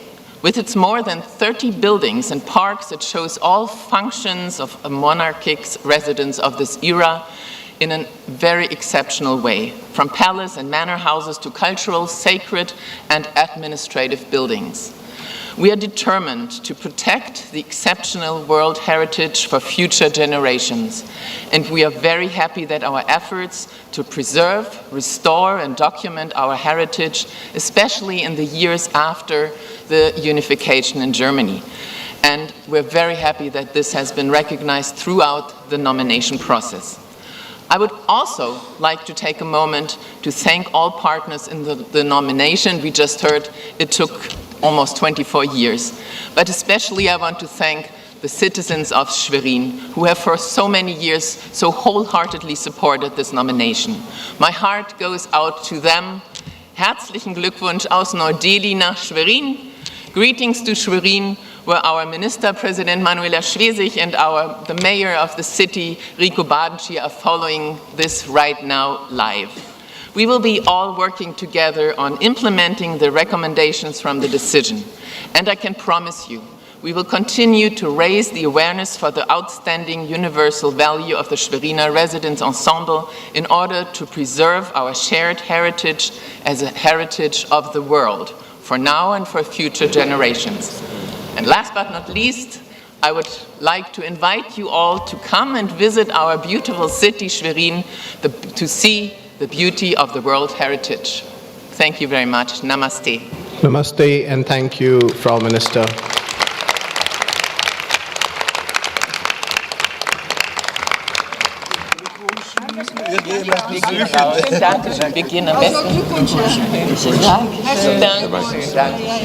Please switch off your microphone. I now invite ICOMOS to present the nomination of Via Appia Regina Viarum, Italy. ICOMOS, you have the floor. Thank you, Chair. This is the presentation of the ICOMOS evaluation of Via Appia Regina Viarum, Italy. The ICOMOS report can be found in document INF AP1 on page 154 of the English version and page 200 of the French version. Via Appia is a Roman road more than 800 kilometers long, comprising 22 component parts. The road was built from 312 BCE onwards to connect Rome to Capua along the Tyrrhenian coast. It was originally conceived for the conquest and territorial control of the south of the Italian peninsula and the Roman Empire's expansion towards the east and Asia Minor. Extended in 191 BCE as far as the ports of Taranto and Brindisi, the road became a route for cultural contact and trade. It was completed by 109 CE by the Emperor Trajan, who added the Via Traiana, connecting Benevento to Brindisi along the Adriatic coast. This map shows the extent of the nominated serial property. Hope you can see it at that scale. The 22 component parts include linear sections of the road, engineering and infrastructure elements, as well as monuments, towns, and landscape features. The road component parts are demarcated by strips 70 metres wide, with the road itself typically 12 metres wide. Some revisions to boundaries and buffer zones were made by the state party during the evaluation procedure in response to the advice of ICOMOS. The Via Appia is a fully developed ensemble of engineering works illustrating the advanced technical skill of Roman engineers in the construction of carriageways, civil engineering, drainage and development works. The road is associated with a monumental ensemble of temples, funerary monuments, aqueducts, villas, triumphal arches, gates, and amenities such as theatres, amphitheatres, and baths. The Via Appia is a remarkable example of a road which, through its construction, infrastructure, and functioning, illustrates the history of the Roman Empire's development. It facilitated cultural, social, political, and religious interchanges, as well as trade among the civilizations of the Mediterranean, Asia Minor, and the Arabian Peninsula for more than 1,000 years. The Via Appia was a major vector for the spread of ideas and beliefs, was celebrated by artists of the Renaissance, and has been an object of study and fascination for generations of visitors. The comparative analysis considered Via Appia within the context of properties in the World Heritage List and tentative lists associated with the ancient Roman world. In dialogue with ICOMOS, the state party widened this analysis to include consideration of the network of all Roman roads. The nominated property demonstrates criteria 3, 4, and 6. The requirements for authenticity and integrity have been met for the whole series and for each of the component parts, with the exception of component parts 3, 4, and 15. Based on the proposed justification for outstanding universal value and additional information provided by the state party, ICOMOS considers that the property should be limited to the sites along the main road structure and falling within the period between 312 BCE and the 4th century CE. Accordingly, ICOMOS does not consider that the inclusion of component parts 3 and 4 are justified because these are roads that branch off the main road and that the cities of Lanuvium and Norba were not specific stages along the Via Appia. ICOMOS has also recommended the omission of component part 15 on the basis of its weak justification in relation to the proposed outstanding universal value. Due to the vast extent of the nominated property, the main factors affecting the component parts vary according to their physical and land use contexts. These are well identified by the state party. Most component parts have a good or very good state of conservation, and funding is provided for their conservation. Maintenance and corrective measures are planned for the few component parts that present a state of conservation ranging from fair to very poor. There is an excellent level of inventorying and documentation of attributes for the nominated serial property, and a database has been established to support the monitoring of the state of conservation. Legal protection is in place for all nominated component parts. A management plan and associated action plan are in place, and the coordinating governance structure for its implementation is currently being established. Heritage impact assessment processes are also under development. Here is a summary of the ICOMOS evaluation of the proposed outstanding universal value of the nominated property. To conclude, ICOMOS recommends that Via Appia Regina Viarum, Italy, be inscribed in the World Heritage List on the basis of criteria 3, 4, and 6, with the exception of component parts 3, the Via Appia from the 14th to the 24th mile with a branch to Lanuvium. Number 4, the Via Appia in the Pontine Plain with a branch to Norba. And 15, the Via Appia on the Tarantino sheep track. ICOMOS has included a number of further recommendations in the draft decision to support the long-term conservation of the property. Thank you, Chair. Thank you, ICOMOS. I would like to know whether there are any comments concerning this nomination. I see none. Let's proceed then.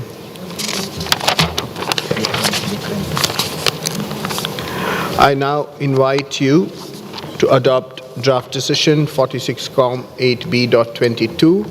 But before doing so, I would like to ask the rapporteur if he has received any amendments on the draft decision proposed. Merci, Monsieur le Président. Nous n'avons pas reçu d'amendement concernant le projet de décision pour l'inscription de la Via Appia Regina Viarum Italie. Je vous remercie.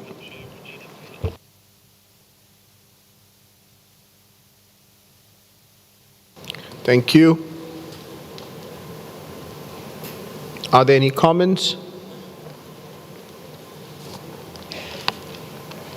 Is there any objection to adopt this draft decision as a whole? I see no objection. I therefore declare draft decision 46-8B.22 adopted. Thank you very much.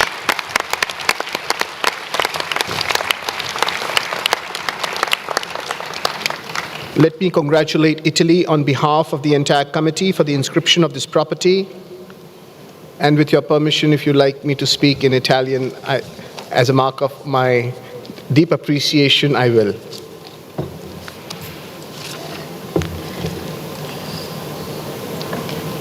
Ti congratulo per la tua iscrizione. Bravo, bravo, bravo. Italy, you have the floor for up to a 4-minute statement. Thank you. Thank you, Mr. Chair.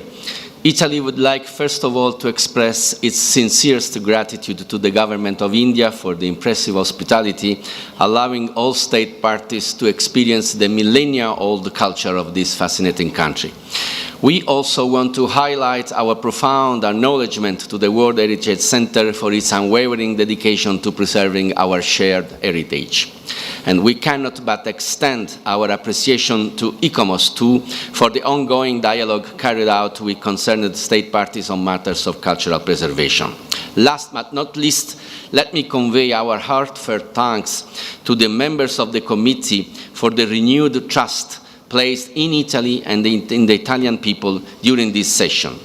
The nomination of Appia Antica Regina Viarum, the Queen of the Roads, is the outcome of an extensive and comprehensive participatory process, engaging 4 regions, 13 provinces, 74 municipalities, in total more than 100 entities, including other local institutions.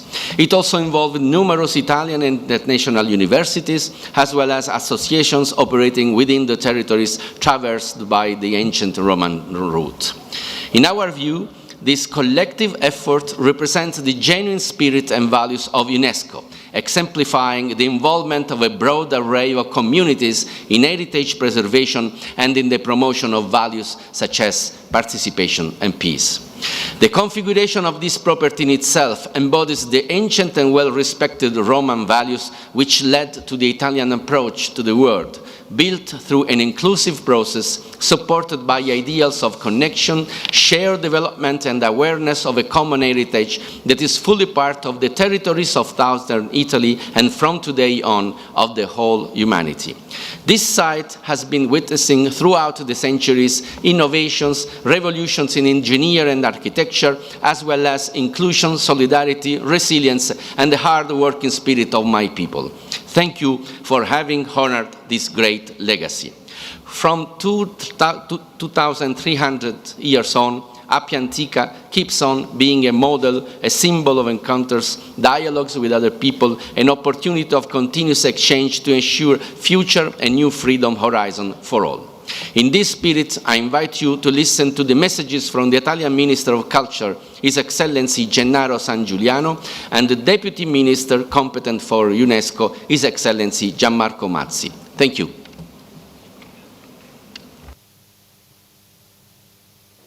Voglio esprimere tutta la mia soddisfazione e anche una punta di orgoglio per il grande riconoscimento che è stato fatto alla Via Appia Regina Viarum con l'iscrizione nella lista del patrimonio mondiale.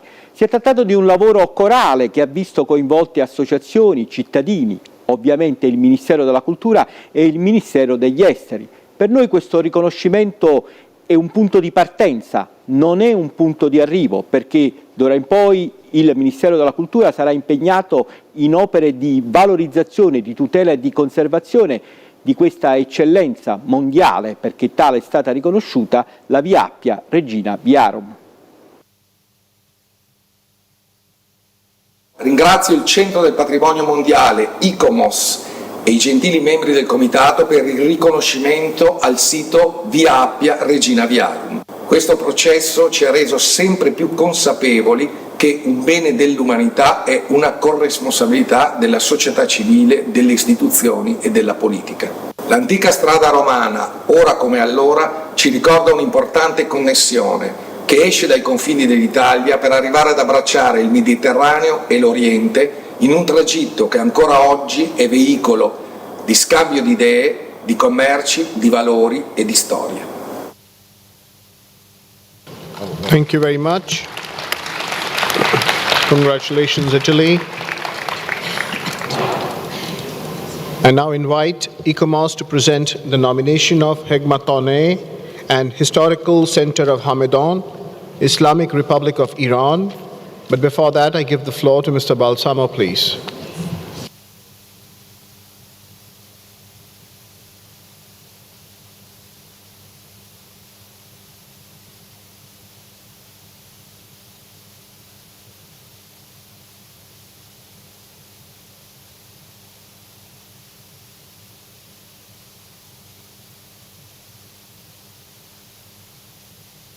I think the order has changed. Sorry, Iran, it's not right now. It will be later because the presentations are lined up.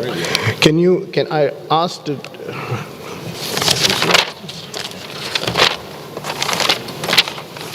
Saudi Arabia. No. No. How am I supposed to know? How am I supposed to? Yeah. It's not your fault. But after I make the... It's not your fault.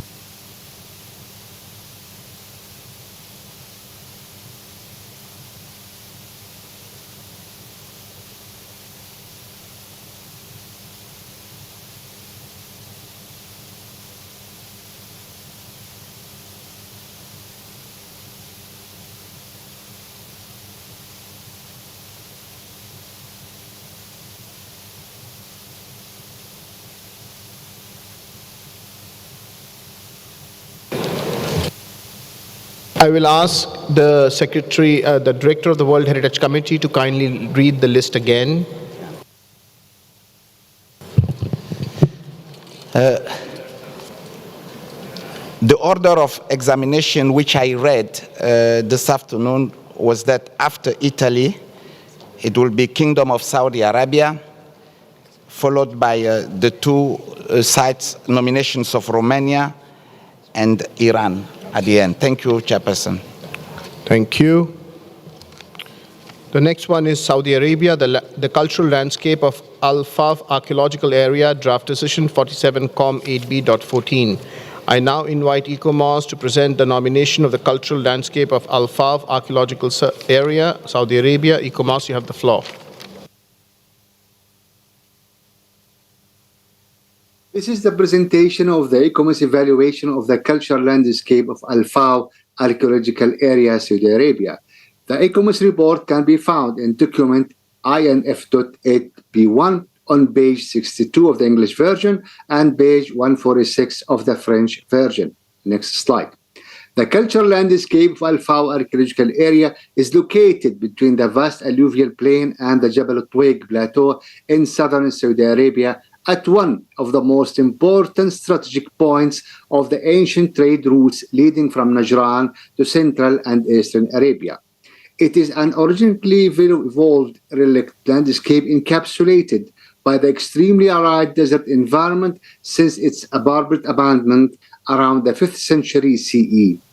Nearly 12,000 archaeological remains have been found spanning from prehistoric times to the late pre-Islamic era, testifying to the successive occupation of three different populations and their interactions with some adaptation to the evolving climate conditions and landscape. Next slide. The nominated property area covers 4,800 847.73 hectares, and its buffer zone is 27,548.33 hectares.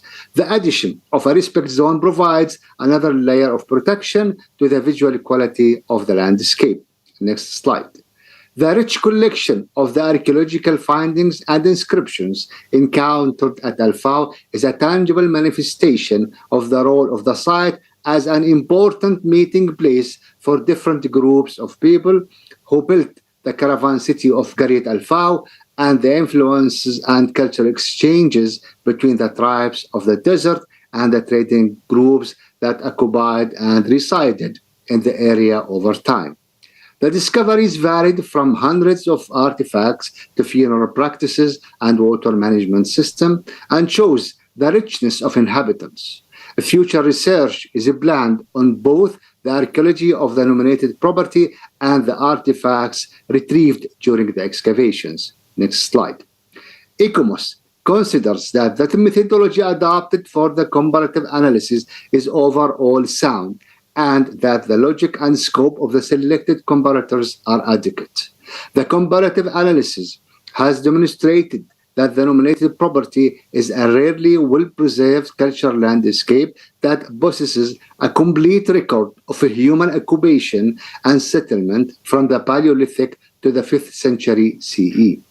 Led by both national and foreign researchers, excavations and surveys at the nominated property began in the 1970s and revealed what compose today the nominated property: Paleolithic and Neolithic stone tools, the tabor structures, cairns and circular constructions, rock inscriptions, paintings and engravings on the cliff of the sacred mountains of Khashim Graya and other parts of the nominated property. The huge number of tumuli and cairns in the valley, forts, caravanserais, the oasis and its water management system, and the ruin of the city of Qaryat Al-Faw. These elements manifest the richness of the place narrative that was once the home of prehistoric people, the territory of transhuman population, and the regional economic and political center along an important ancient trade route of the Arabian Peninsula.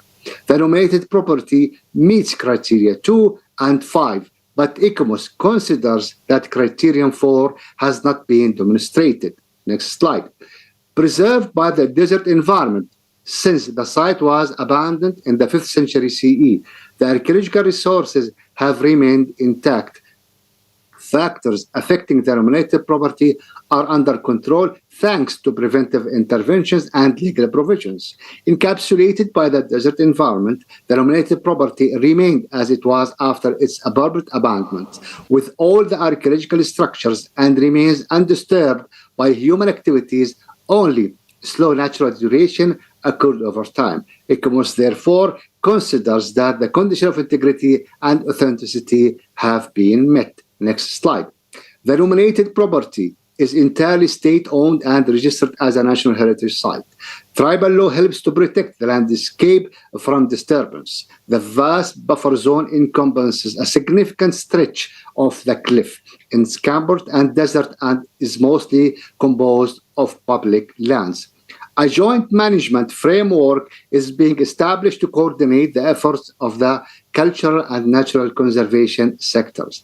The management plan is contractual agreement and a collective commitment of the Kingdom of Saudi Arabia. The Ministry of Culture, the Heritage Commission, the National Center of Wildlife, and the local authorities concerned. It is a guiding document for the medium and long-term protection, conservation, management, and monitoring of the nominated property. The Heritage Impact Assessment mechanism has been embedded in the management system, and the decision-making process is accessible to local communities. Next slide. Here is a summary of the ICOMOS evaluation of the proposed outstanding reversal value of the nominated property. Next slide. ICOMOS recommends that the cultural landscape of Al-Faw archaeological area, Saudi Arabia, be inscribed as a cultural landscape on the World Heritage List on the basis of criteria 2 and 5. ICOMOS has included a number of further recommendations in the draft decision to support the long-term conservation of the property. Next slide. Thank you. Thank you, ICOMOS, for your presentation. I would like to know whether there are any comments concerning this nomination. I see none. I will therefore invite you to adopt the draft decision 47-8b.14. But before doing so, I would like to ask the rapporteur if he has received any recommendation. And if you can just say yes or no, that would help us. Monsieur le Président, nous n'avons pas reçu d'amendement concernant le projet d'inscription du paysage culturel de la zone archéologique d'Al-Fao, Arabie Saoudite. Je vous remercie. Thank you. Are there any comments?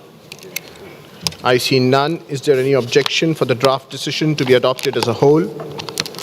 I see no objections. I therefore declare draft decision 46-8b.14 adopted.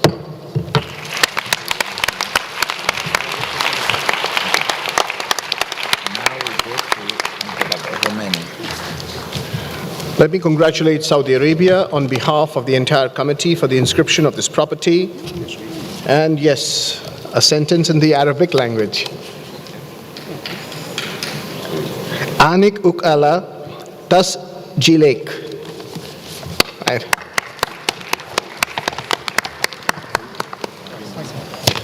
Saudi Arabia, you have the floor for up to 4-minute statement. Yes. Thank you. Thank you. Thank you very much, Mr. Chairperson. Assalamu alaikum wa rahmatullahi wa barakatuh. Your Excellencies, ladies and gentlemen, it is an honor for me to represent my country, the Kingdom of Saudi Arabia, at this historic moment as we celebrate the inscription of the cultural landscape of Al-Fao archaeological area as a World Heritage Site. I'm pleased to thank the state parties and the advisory bodies who cooperate with us to inscribe this file. I would like also to thank India for the host of this assembly. We are proud of this inscription, in addition to the 7 Saudi World Heritage Sites that we previously inscribed. These sites align with the Kingdom's Vision 2030, highlighting the Kingdom's deep history and authentic culture. I extend my sincere gratitude and appreciation to the custodian of the 2 holy mosques, King Salman bin Abdulaziz, His Royal Highness, the Crown Prince Mohammed bin Salman, and His Royal Highness, the Minister of Culture, Prince Badr bin Abdullah bin Farhan, for their support in the preservation of cultural and natural treasures that our country possesses. Thank you very much, and I would like now to give the floor to the representative of Heritage Commission, the authority responsible for the site. Please. Thank you. Thank you. We are both delighted and honored to be joining you today, and we would like to express our heartfelt gratitude for the committee's and advisory body's tireless and dedicated efforts in this year's meeting. We extend our sincere appreciation for the successful inscription of the cultural landscape of Al-Fao archaeological area on UNESCO's World Heritage List, making it the 8th Saudi site to achieve this distinguished recognition. Located at the northwestern edge of the empty quarter, Al-Fao reveals human occupation spanning millennia, from early nomadic settlements to a prosperous urban center and a thriving caravan relay in the first millennium BCE. The site bears witness to the skillful interaction of humanity with the environment of almost a millennium until the irreversible depletion of water resources. The significance of the site relies on the remarkable completeness of the cultural remains from at least 3 successive civilizations that based their living on the richness of water that categorized the area, showing the ability of human beings to adapt and evolve in the face of drastic and changing natural conditions. Saudi archaeologists discovered the presence of ancient springs and vast irrigation network, testifying to the existence of a relict cultural landscape. Across this extensive territory, Al-Fao also presents a wide array of prehistoric remains, including a spectacular avenues of tapered stone structures, an impressive number of Bronze Age funerary features, proving sustained human presence in the area. With the continuous guidance and support of His Highness Prince Badr bin Abdullah bin Farhan Al Saud, Minister of Culture and Chairman of Saudi Heritage Commission, we are dedicated to protecting, conserving, and promoting awareness of our cultural heritage that serve as a living testament to the remarkable human civilization that have successively thrived in our land. Inscribing Saudi heritage sites on UNESCO's World Heritage List is one of the central missions of the Heritage Commission, in line with objectives of the Saudi Vision 2030 and the National Cultural Strategy. This global recognition underscores the importance of these sites, enhancing their preservation, development as sources of cultural pride. In preparing the nomination file, the Heritage Commission collaborated closely with the Saudi National Committee for Culture, for Education, Culture and Science, the Emirate of Riyadh Province, and Wadi Dawasir Government, National Center for Wildlife, King Saud University, and the local communities that have been so eager to see Al-Fao on the World Heritage List. Finally, I'd like to express my gratitude to the team behind this nomination. Their dedication to ensuring that Al-Fao is conserved and protected is a testament to the Heritage Commission's values.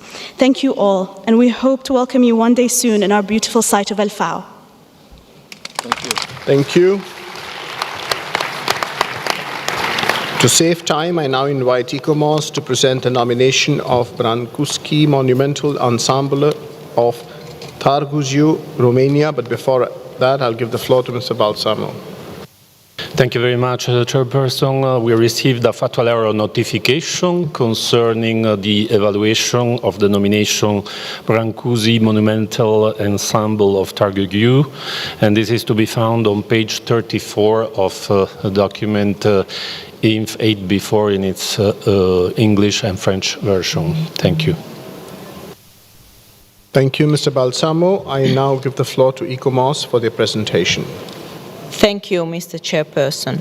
This is the presentation of the ICOMOS evaluation of Brancusi Monumental Ensemble of Târgu, Romania.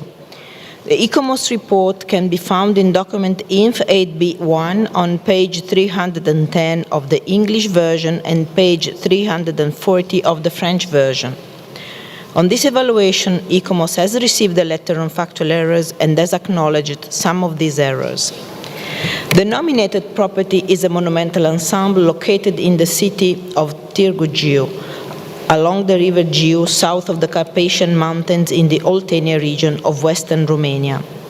Austere, solemn, contemplative, yet accessible, the monumental ensemble was created in 1937-1938 by Constantin Brancusi, an influential pioneer of abstract sculpture, to commemorate those who died defending the city during the First World War.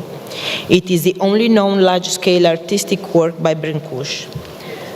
The nominated property comprises interrelated sculptural installations aligned on a 1.5-kilometer long axis in central Târgu.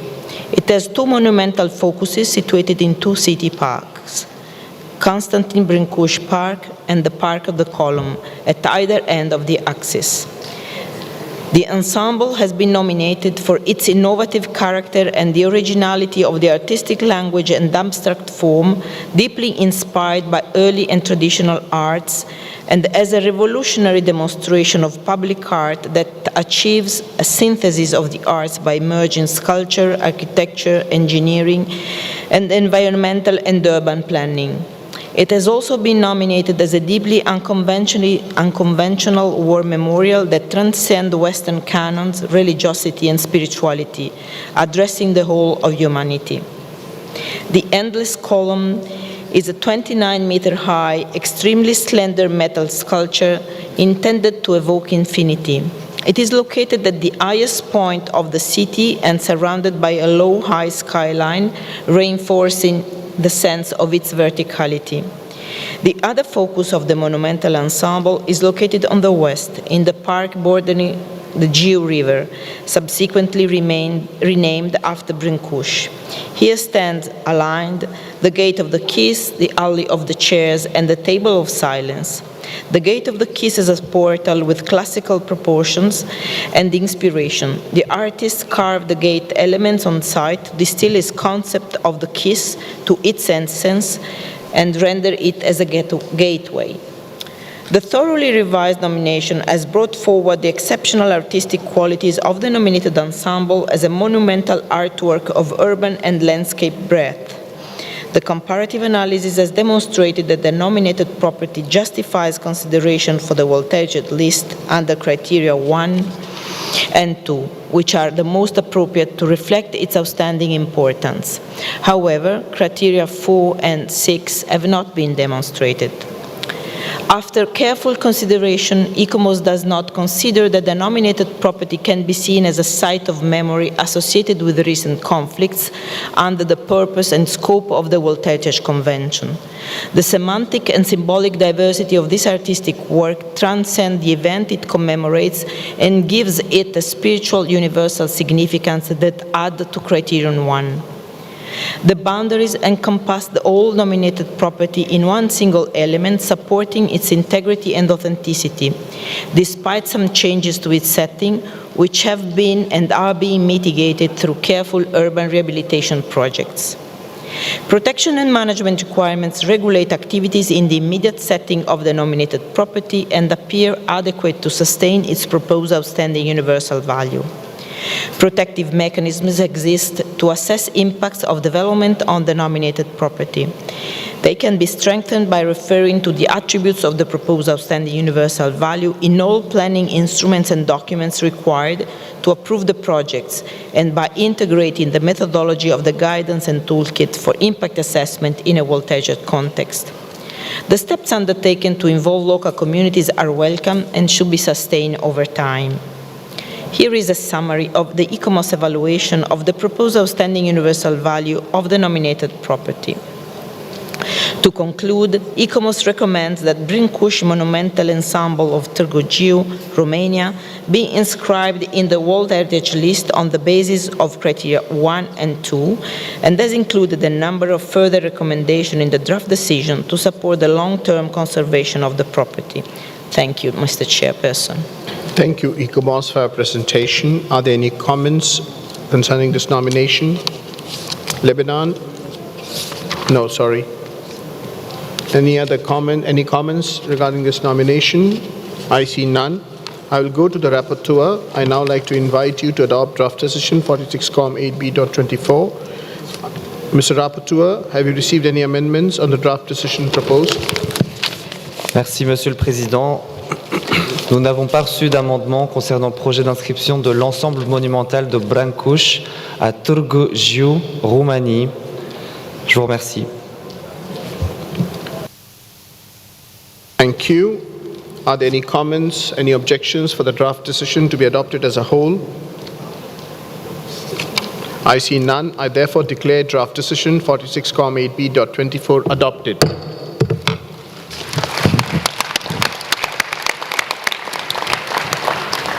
Thank you very much. Let me congratulate Romania on behalf of the entire committee. And permit me to speak a line in the Romanian language. Te felicit pentru inscrierea ta. Romania, you have the floor to make a statement for up to 4 minutes. Thank you.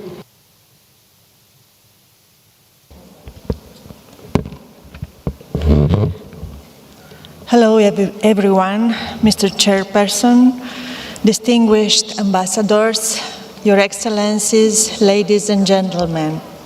The inscription of the Brâncuși Monumental Ensemble of Târgu Jiu in the UNESCO World Heritage gives us an overwhelming sentiment of joy, pride, and responsibility. Today, through its outstanding value, the masterpiece of monumental art left by the great sculptor Constantin Brâncuși to all Romanians gains international recognition of the highest level part of the cultural heritage of humanity. In simple and memorable forms, the ensemble created by Constantin Brâncuși represents human limits and transcendence, honoring the moral values of sacrifice and heroism. We, the Romanians, highly love and appreciate the art of Constantin Brâncuș. But today, from today, this art is shown and will be appreciated worldwide. Distinguished audience, today's recognition obliges us to protect the Brâncuș Monumental Ensemble of Târgu Jiu, to preserve, to be intact for the future generation and for the cultural memory of humanity. It is a commitment that our country takes very seriously to ensure the conservation and protection of the site. This endeavor implies not only the participation of central and local authorities, but also the involvement of the local communities and society as a whole. I am very happy to cherish this moment with the experts who worked on the files, but also with some very important partners, representatives of the Ministry of Foreign Affairs, and I have here beside me the Secretary of State, the permanent delegation of Romania to UNESCO, and I am accompanied by Her Excellency Mrs. Simona Miculescu, and the local authorities. And I have here beside me the Mayor of Târgu Jiu, Marcel Romanescu, and he is here because we count on the support of the local authority and for a closer cooperation, and the support of local authority is crucial for a good implementation of a sustainable plan in protecting the ensemble. On behalf of Romania, I would like also to thank very much for this recognition to the UNESCO World Heritage Center and ICOMOS for their constant dialogue and close cooperation with Romania, and I congratulate also from my heart my colleagues from the Ministry of Culture in Romania, the National Institute of Heritage, as well as the actors who have worked intensively for today's success. We hope that from today the whole world will enjoy more of Romania's cultural heritage and the work of Constantin Brâncuș. Thank you all.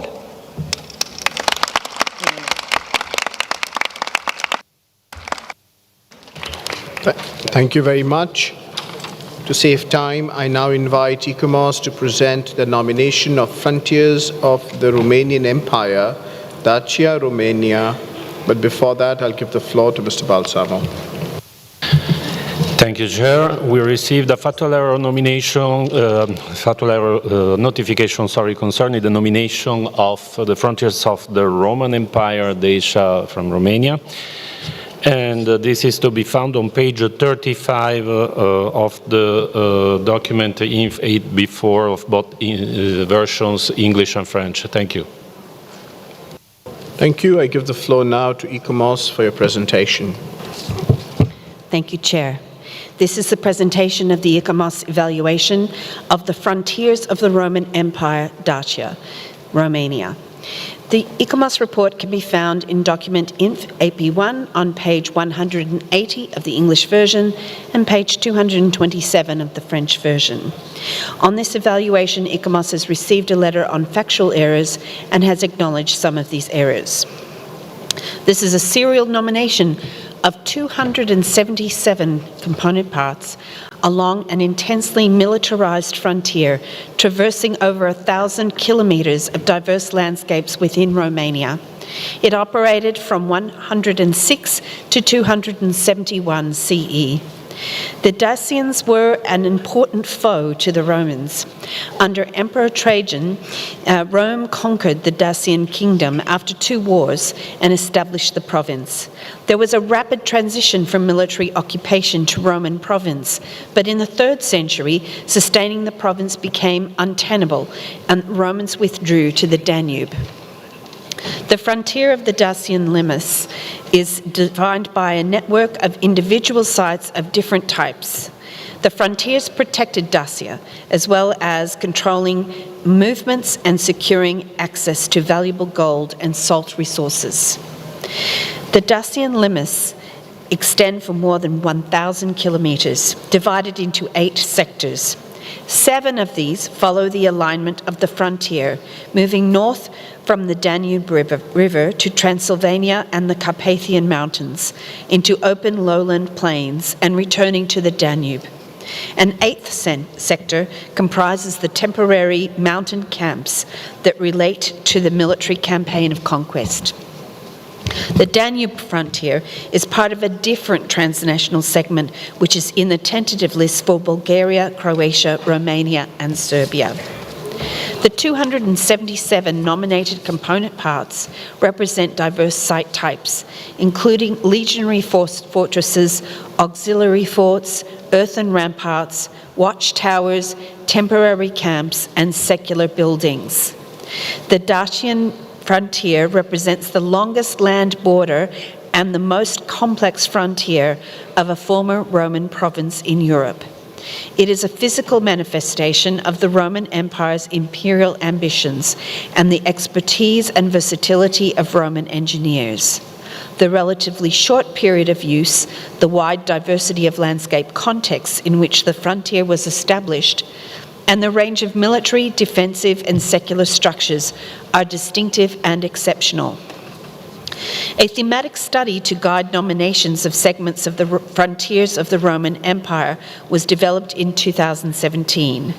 The comparative analysis includes consideration of the other segments of the Roman frontiers in Europe and beyond, and includes the 3 transboundary segments in Europe already inscribed in the World Heritage List, and 4 segments in tentative lists in Europe and the Arab states regions.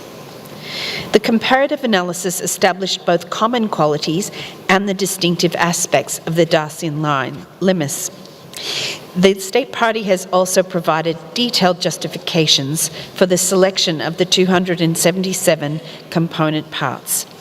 The nominated property demonstrates criteria 2, 3, and 4. The requirements for authenticity and integrity have been met.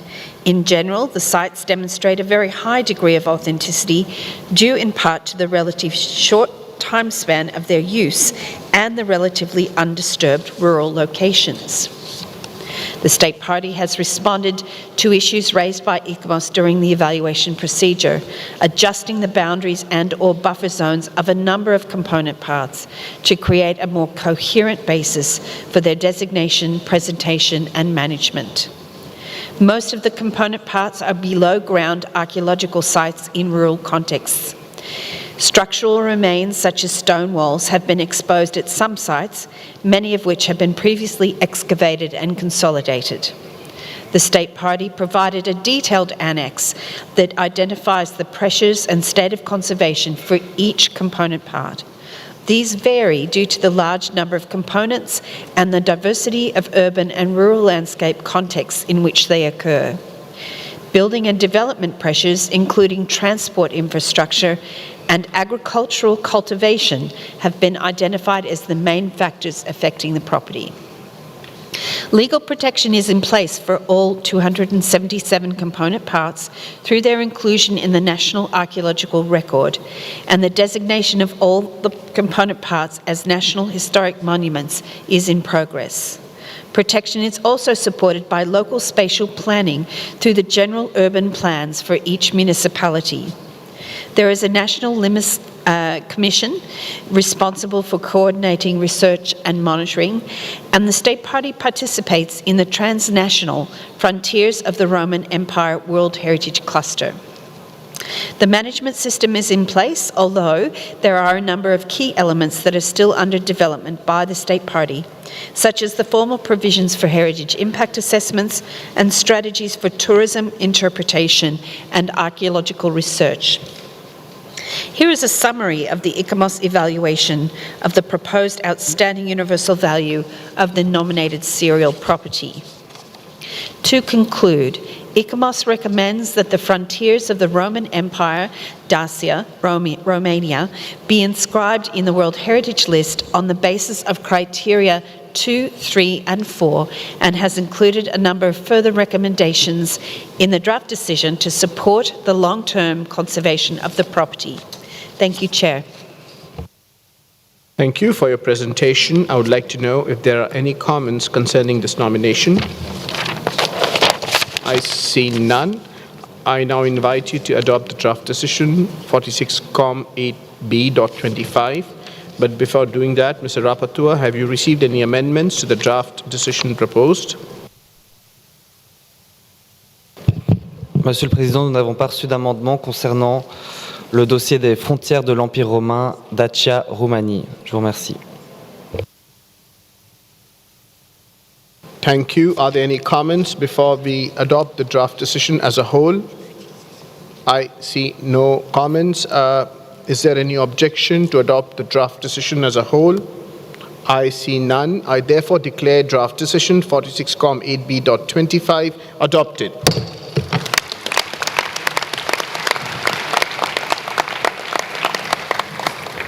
Thank you very much. Let me congratulate Romania on behalf of the entire committee for the inscription of this property. Romania, you have the floor for an up to 4-minute statement. Thank you. Thank you, Mr. Chairman, to give me the floor once again. Distinguished audience, we are both delighted and grateful that Romania has been successful in the inscription of the frontiers of the Roman Empire Dacia in the UNESCO World Heritage List. This achievement has a profound meaning for us. The territory of ancient Dacia became part of the Roman world, and thus the genesis of our nation is closely linked to Rome and its empire. We therefore experience this moment as one with deep cultural significance, a tie reflection of our identity to make us more aware of our past and, in the same time, to recall Rome's major influence in the ancient world. This new inscription on the UNESCO World Heritage List will help us, I am sure, to better understand this crucial period in our history. Romania proudly joins the growing family of the frontiers of the Roman Empire. Thank you very much on behalf of Romania for this international recognition, and I thank UNESCO World Heritage Center and ICOMOS for their constant dialogue with Romania. I want to congratulate the experts of the Romanian Ministry of Culture, and I have here the best expert in the world, and also to the National Institute of Heritage, the National Museum of Transylvanian History, with the director, Mr. Felix Marco, and the National Limes Commission, as well as the Museum and Culture Directorates from the 16 involved counties, as well as all central and local actors who contributed to the successful nomination process for the inscription of the frontiers of the Roman Empire, Dacia, in the UNESCO World Heritage List. I am pleased to have by my side, as I said, the manager of the National Museum of Transylvania and the national president of the Limes Commission, and my colleagues from the National Institute of Heritage. And I am certain that without their support, their expertise, this file couldn't have been completed like it is now. And also, I would like to thank to all those involved in the management of the frontiers of the Roman Empire on the territory of Romania, driven by today's success, and we will better research, preserve, and promote our cultural heritage from the Roman period. Good luck all, and thank you all.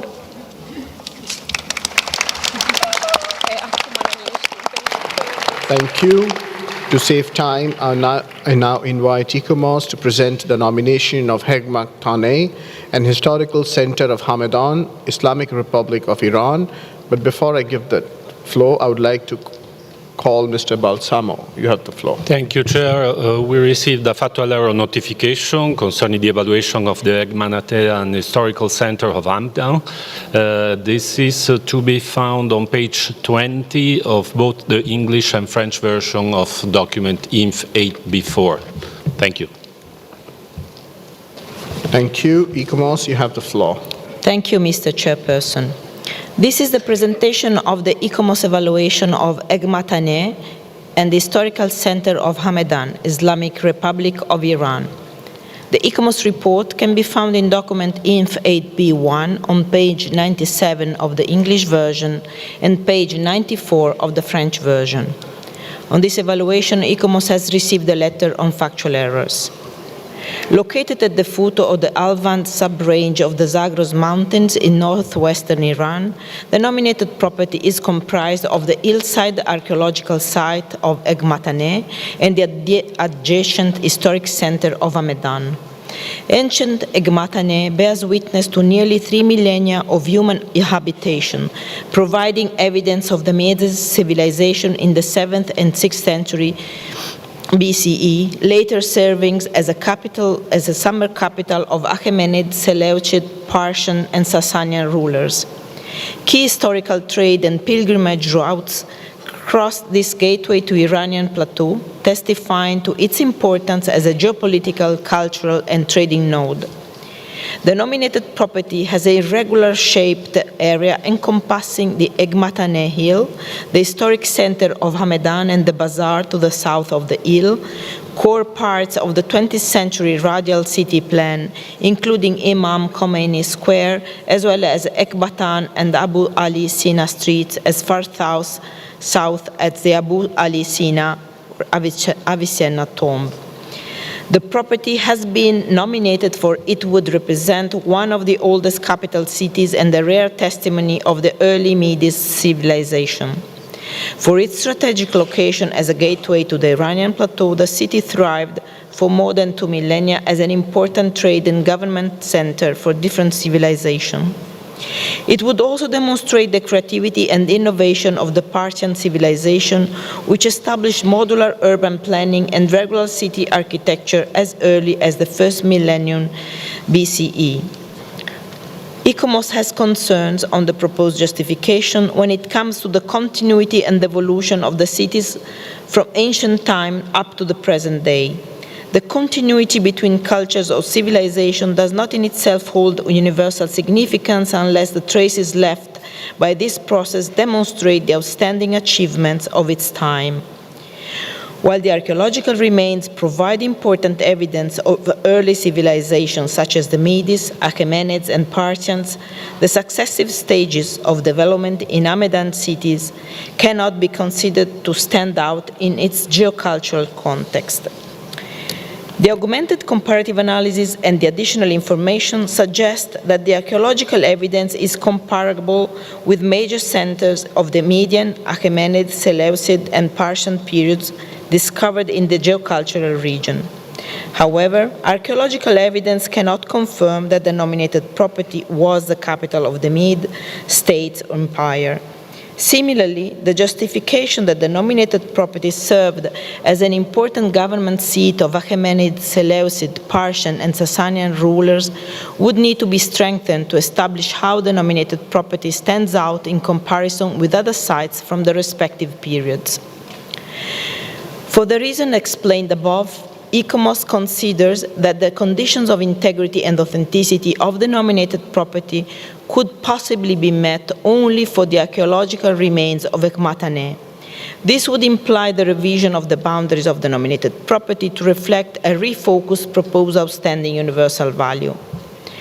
The current proposed boundaries includes elements that do not support a potential revised justification for inscription based solely on the archaeological remains of Egmatane. The nominated property is under the highest level of national legal protection. The management plan describes the existing management structures and the duties and responsibilities of stakeholders. However, none of these duties specifically link to the policies and actions in the management plan, and so its formal status has not been clarified. So it remains unclear whether stakeholders' commitment also extends to the implementation of the actions outlined in the management plan.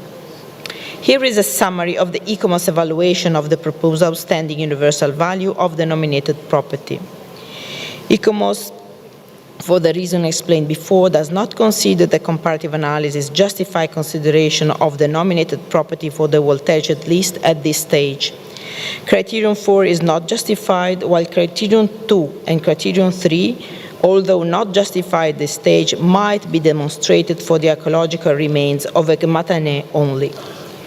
The boundaries will need to be revised to focus only on the relevant attributes supporting a revised nomination based on a narrative that revolves around the archaeological value of Egmatane. To conclude, ICOMOS recommends that Egmatane and the historic center of Hamadan, Islamic Republic of Iran, be deferred to the state party for the following main reasons.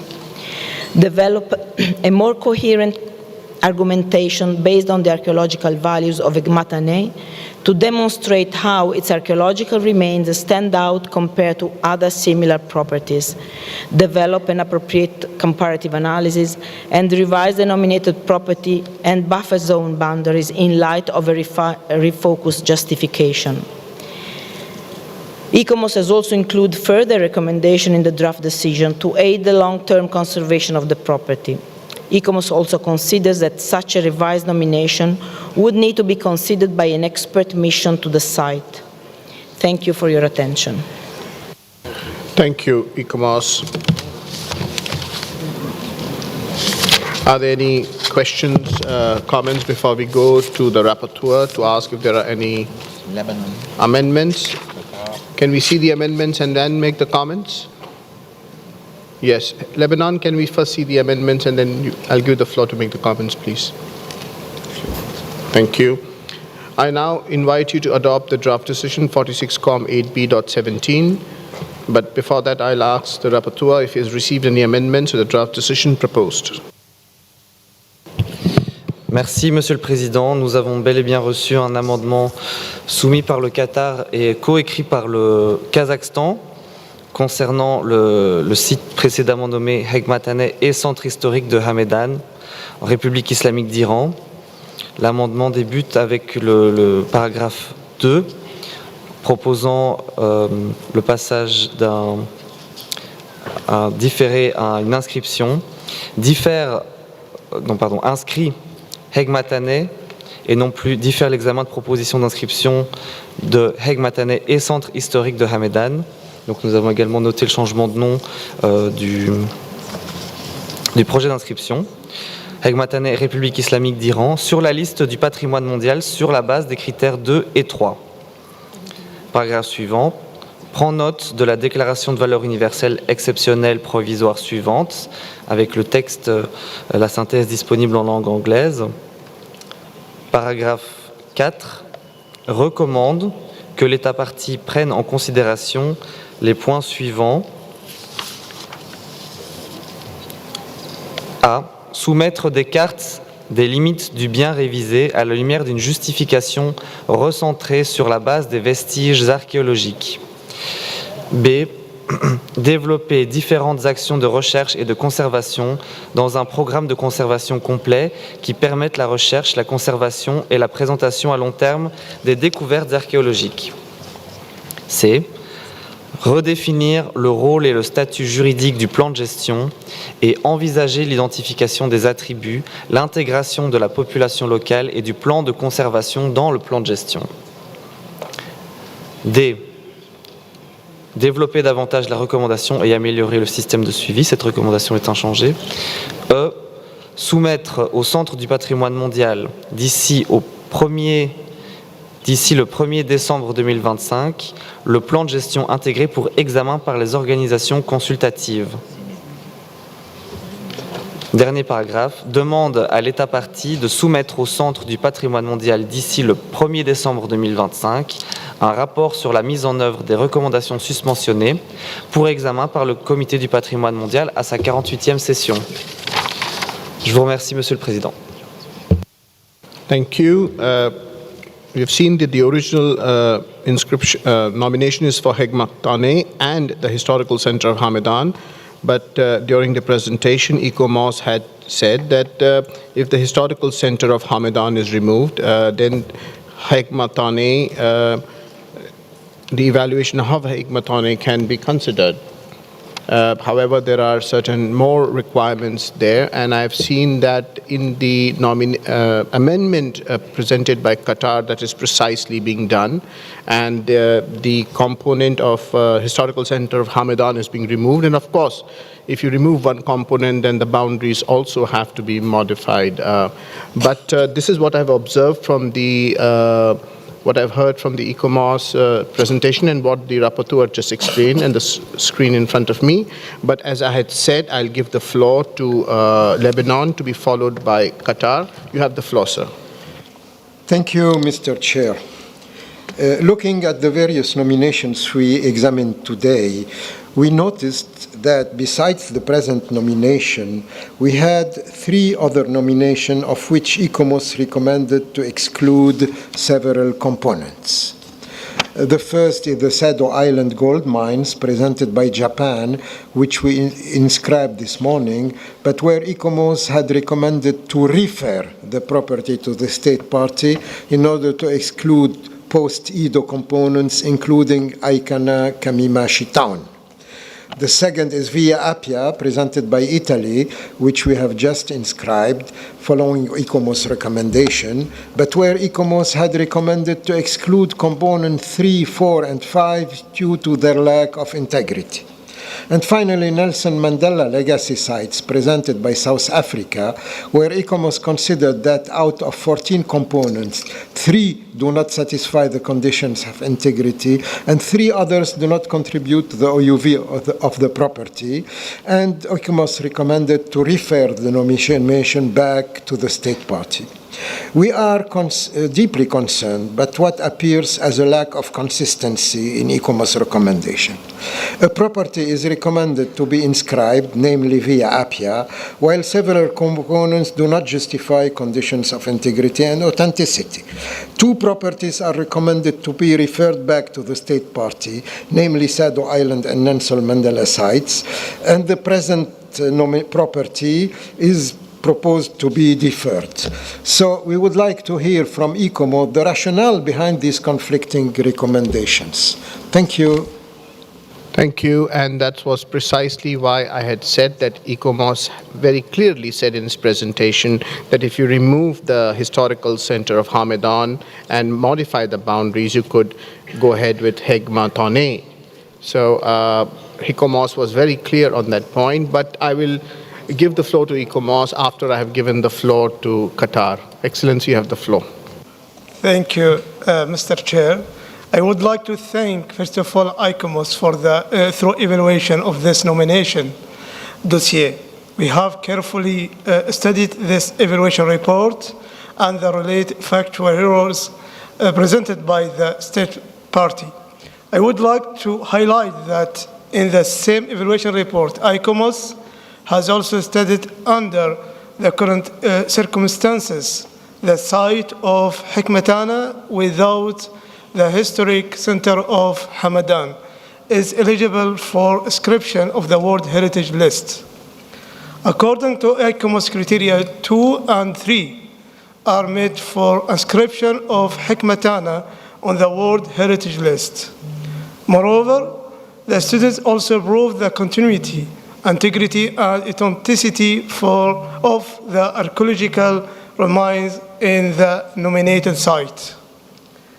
And worth noting that the state party had positive measures for the management and maintenance plan of the archaeological site of Hekmatana, which have also been well evaluated in the ICOMOS report.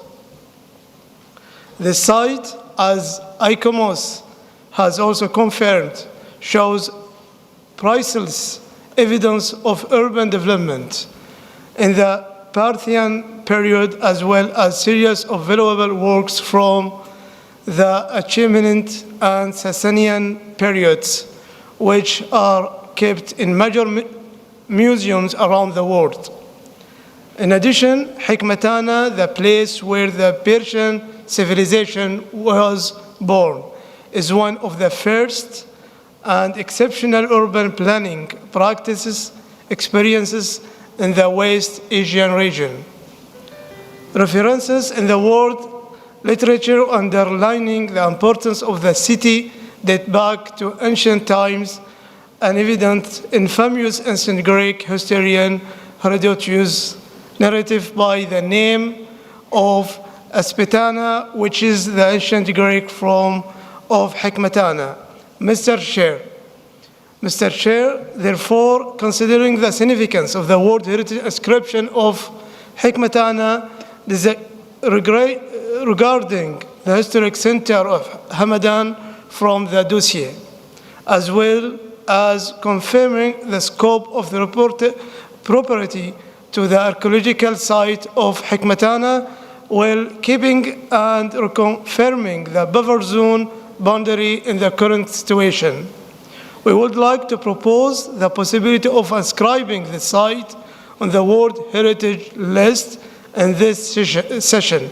Mr. Chair, the inscription of the archaeological site of Hekmatana only without the historic center of Hamadan will provide the state party with more effective tools for preserving, maintaining, and presenting Hekmatana as a shared common heritage of all humanity. For this purpose, we have submitted a draft amendment proposal for the consideration and support of the Secretariat and the committee members. Thank you. Thank you. I give the floor to Vietnam, followed by Turkey.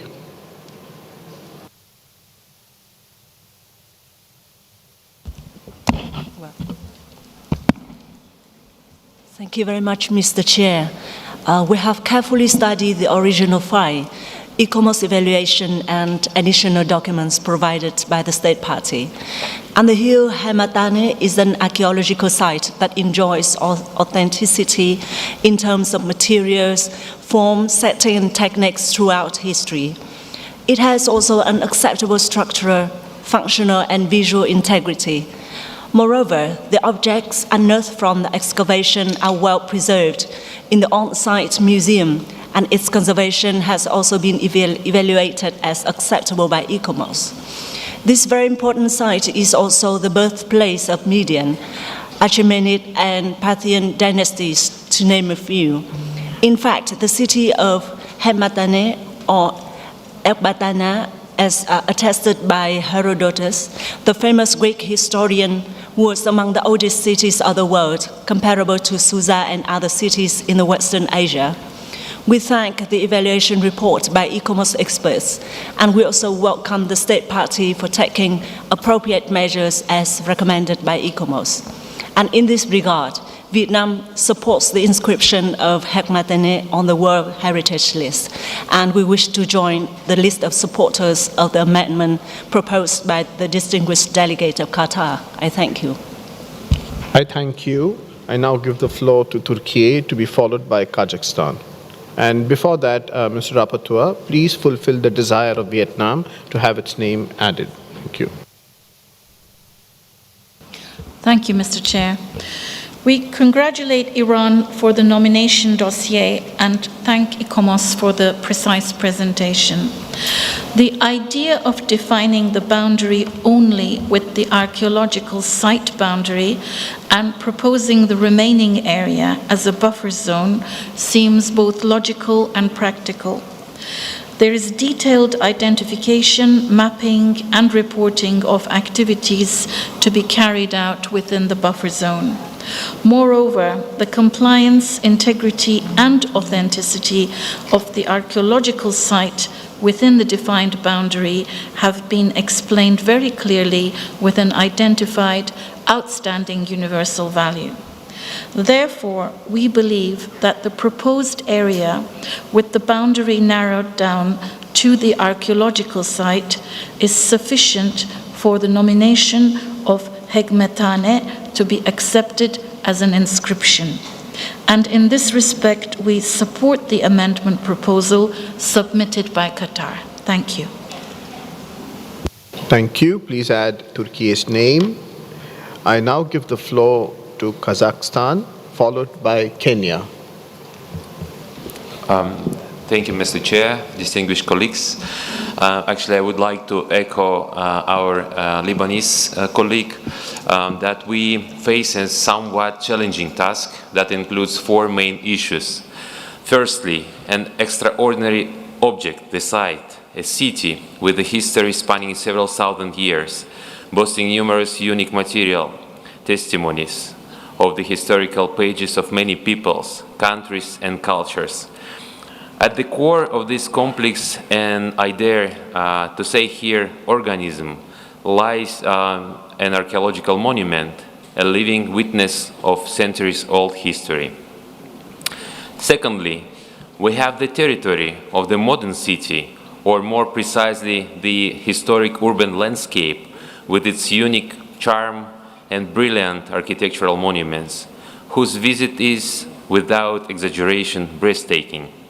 Several years ago, I had the privilege of visiting Hamadan and witnessing this unique charm myself, which only strengthened my conviction in its significance.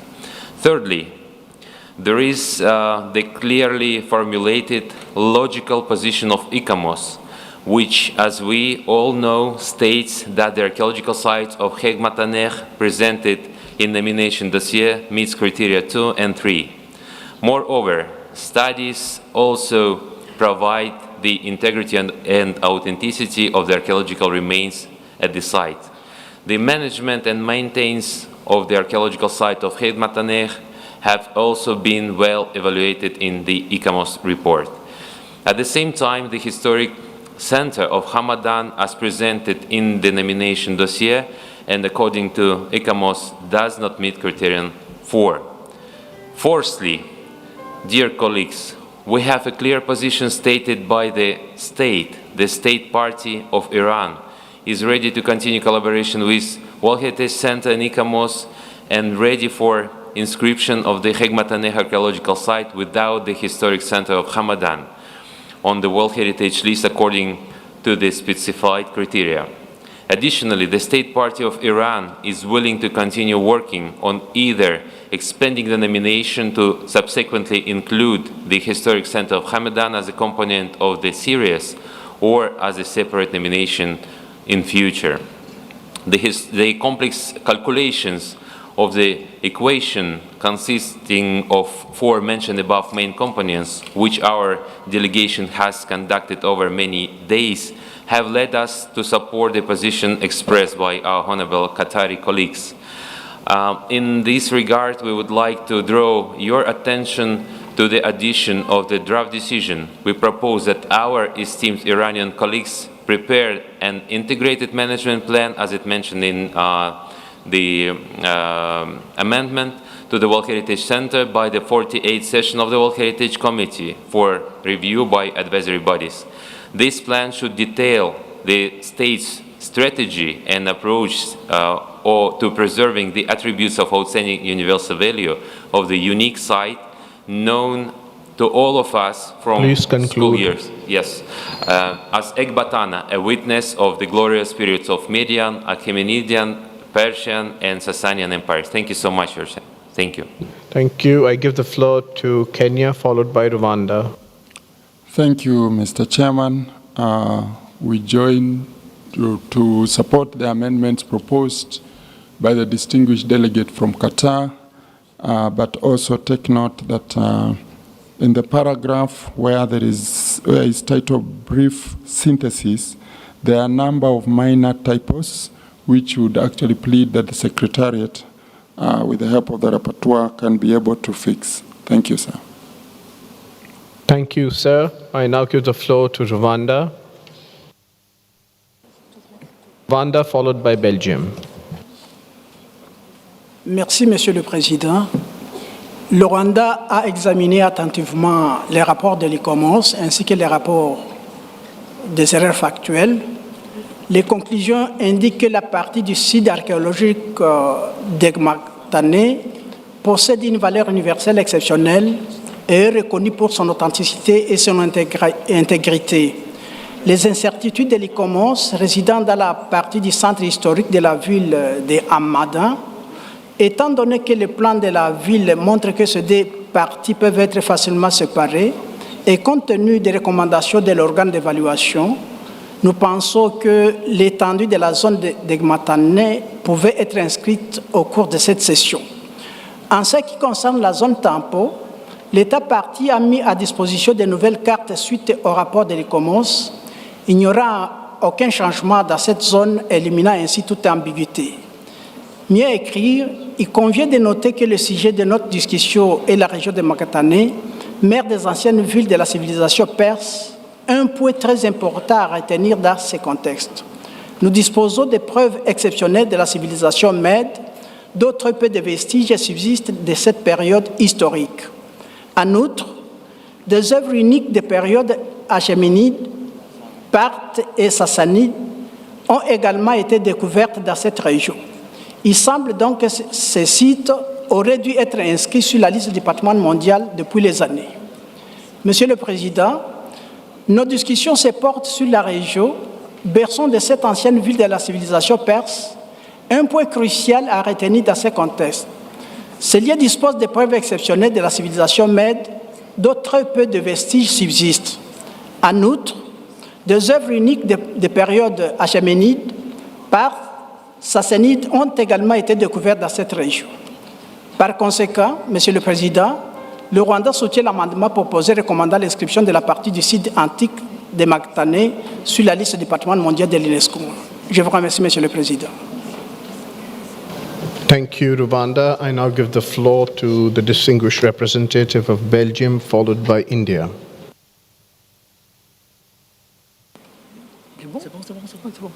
Merci, Monsieur le Président.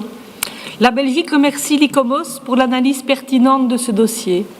Nous avons pris connaissance avec intérêt des documents et cartes soumis très récemment par la République islamique d'Iran pour réviser la proposition en excluant les parties urbaines et historiques, anciennes mais néanmoins plus récentes, et se concentrant sur le site archéologique pour lequel la valeur universelle et l'intégrité paraissent établies dans l'évaluation actuelle. La Belgique ne voudrait cependant pas que des mécanismes accélérés remplacent de manière systématique les procédures de renvoi mises en place par la Convention. Nous souhaitons dès lors que des mécanismes de dialogue soient envisagés dans le cadre du groupe de travail à composition non limitée instauré par la décision 45/11 afin d'encadrer ce genre de situation. Vu les changements considérables proposés dans l'amendement que nous avons reçu, nous soumettons, avec votre permission, Monsieur le Président, une question à l'ICOMOS. L'ICOMOS pourrait-elle nous confirmer si les adaptations du dossier, tant au niveau de son étendue que de son titre, sont suffisantes et paraissent adéquates pour correspondre à la valeur universelle exceptionnelle identifiée dans l'analyse actuelle et au potentiel du bien? Merci, Monsieur le Président. Thank you. I think I'll give the floor to ICOMOS right now because there's a very specific question. I'll go to India and then I'll let you finish. I think it's better to finish.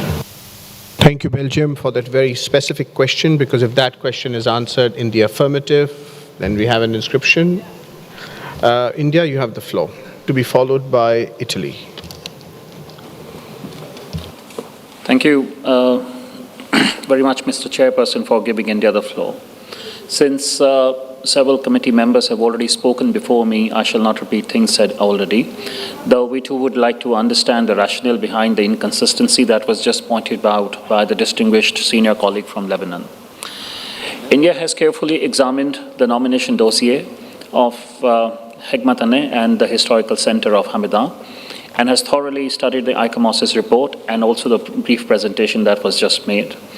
The factual error analysis indicates that there is a technical alignment between the state party and ICOMOS on the evaluation issues. This alignment demonstrates that our discussion in the committee, while agreeing on an expert matter, facilitates, in our opinion, the process of inscribing a property on the World Heritage List. In fact, while accepting the ICOMOS's technical report, the committee has the authority to facilitate the inscription process if it feel so in cases where there is a technical consensus in order to promote a broader and better understanding of the proposed nomination within the framework of the 1972 Convention. The Hegmetana dossier represents such a case. There is no doubt that the proposed archaeological site of Hegmetana is of outstanding universal value, and as ICOMOS has also stated, and meets criteria 2, criteria 3 for inscription, as there are no specific concerns regarding the management and conservation of this portion or part of the site. Overall, it is acceptable. Therefore, India, like Qatar and several other members of the committee, proposes that the World Heritage Committee inscribe this part of the property, namely the archaeological site of Hegmetana, at this stage with the recommendations it deems necessary, in order to further contribute to the understanding of the convention, especially since the property and buffer zone boundaries are clearly defined in this situation. In addition to these points, I would like to remind that the subject of our discussion is a site from where exceptional heritage from some of the most important ancient civilizations of the Western Asia have been excavated, and renowned archaeologists have expressed precise opinions about the importance of this site. Therefore, based on the spirit of the 1972 Convention, which calls for the protection and conservation of the world's outstanding cultural and natural heritage, the inscription of this property is desirable and vital. Last, we hope that the state party at a later date considers the historical center of Hamadan also to be added to the historic archaeological site of Hegmetana, which also exhibits many layers of history. Mr. Chair, we would request India's name to be added to the list of committee members supporting the inscription of Hegmetana to the World Heritage List. Thank you, Mr. Chair. Thank you, India. That was pretty educational. I now give the floor to the distinguished representative of Italy, followed by Greece. Thank you, Mr. Chair. The documents provided by the ICOMOS evaluation clearly show the importance of the archaeological site of Hegmetana, the ancient Ekbatana. The nominated property, particularly the archaeological remains already identified, contain significant evidence of ancient civilizations and the development of early Iranian culture. As stated in the ICOMOS evaluation report, the archaeological remains located into the property could potentially meet criteria 2 and 3, and the outstanding universal value would be justified in a proposal solely based on this archaeological area. This ancient city testified to its central role in the history of civilization since the 7th and 6th century BCE, especially for the history of Medes and of the following people living in that area, also for their influence continuing all over the centuries until the construction of the modern city. Italy supports and commends the efforts made by the state party and the positive assessment by ICOMOS on the archaeological remains. The recognition of the outstanding universal value serves as a further motivation to continue and enhance the protection of the site, in order to preserve and improve this exceptional evidence for its conservation and transmission. This property would be an inspiration for future archaeological excavations, which are crucial for uncovering the rich cultural heritage and ancient civilizations of the region. These discoveries provide invaluable insights into human history, art, and innovation, fostering a deeper understanding of our past. Therefore, Italy believes that no impediments exist for the inscription of the archaeological part of the property solely, as proposed in the amendment presented by Qatar and accepted by the state party. Thank you, Mr. Chair. Thank you. I now give the floor to the distinguished representative of Greece, followed by the Republic of Korea. Thank you, Chair. We would like to commend the state party's readiness to fully respond to the ICOMOS consensus recommendations. It is in this light of the above, that we would like to join our voice to those delegations having expressed their support in favor of the inscription of the Hamadan archaeological site on the World Heritage List. At the same time, I have to say that we... Excellency, it's not Hamadan, it's Hegmetana. Hamadan is the other part which is not being accepted. Thank you. Sorry to interrupt you, please continue. I always admire your readiness to come and give the right perspective in the debate, Mr. Chairman. So, we support, as other delegations, the inscription of the Hamadaneh archaeological site on the World Heritage List. And I was saying that at the same time, we consider of particular importance the answer, the response that ICOMOS will give to the question raised by the State Party of Belgium to the advisory body. Thank you. I thank you. I now give the floor to the distinguished representative of the Republic of Korea, followed by Zambia. Thank you, Mr. Chair. Hekmatane archaeological site exhibits the cultural interchanges among the cultures and civilizations of the Middle East in the first millennium BCE and serve as internationally significant sites, providing important and rare evidence of the Medes civilization. Recalling ICOMOS's evaluation that these historical significances can possibly be justified for the archaeological remains of the Hagmatane site, Republic of Korea welcomes the State Party's revision of the nominated property boundaries to the archaeological remains of Hagmatane, complying with the advisory body's recommendation, and supports the inscription of the nominated property on the World Heritage List, together under the criteria 2 and 3 with other committee members. Thank you, Chair. Thank you. I give the floor to Zambia, followed by Senegal. Thank you, Chair.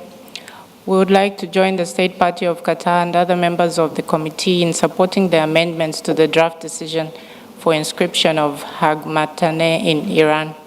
We are convinced that this is a very important historical site, which also serves as the birthplace of Iranian civilization. Even as we value the recommendations and guidance of ICOMOS, we are glad to note that ICOMOS agreed with the State Party of Iran that the archaeological site does have OUV meeting criteria 2 and 3.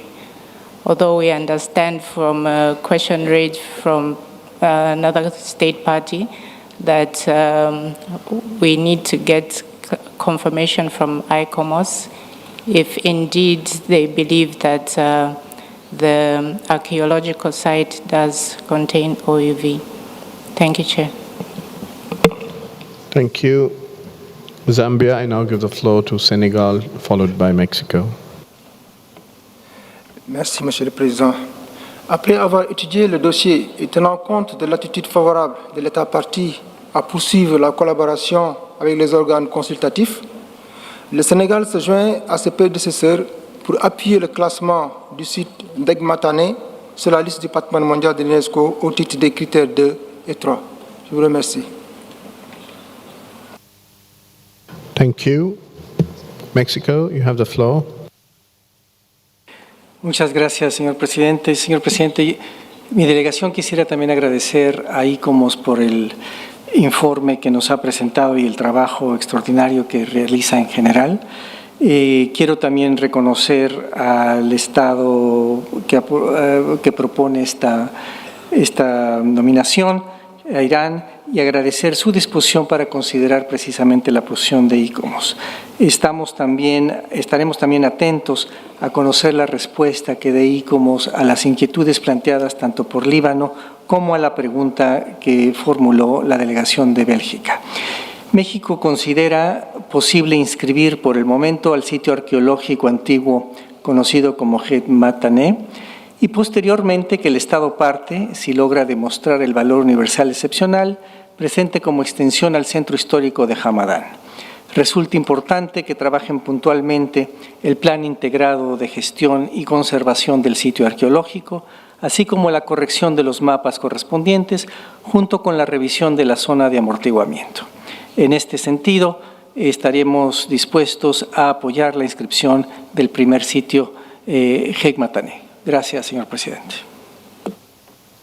Thank you. I give now the floor to St. Vincent and the Grenadines. Mr. Chair, the archaeological remains of this ancient city known as Hekmatane is testimony to the existence of successive Middle Eastern civilization from the first millennium BCE onwards. Evidence of these successive human habitations suggests that of a capital city rich in its architecture, urban planning, and intermixing of cultures. The State Party has submitted evidence to demonstrate the authenticity of Hegmatane in its forms and materials, for example, the integrity of which is also evident in the archaeological remains.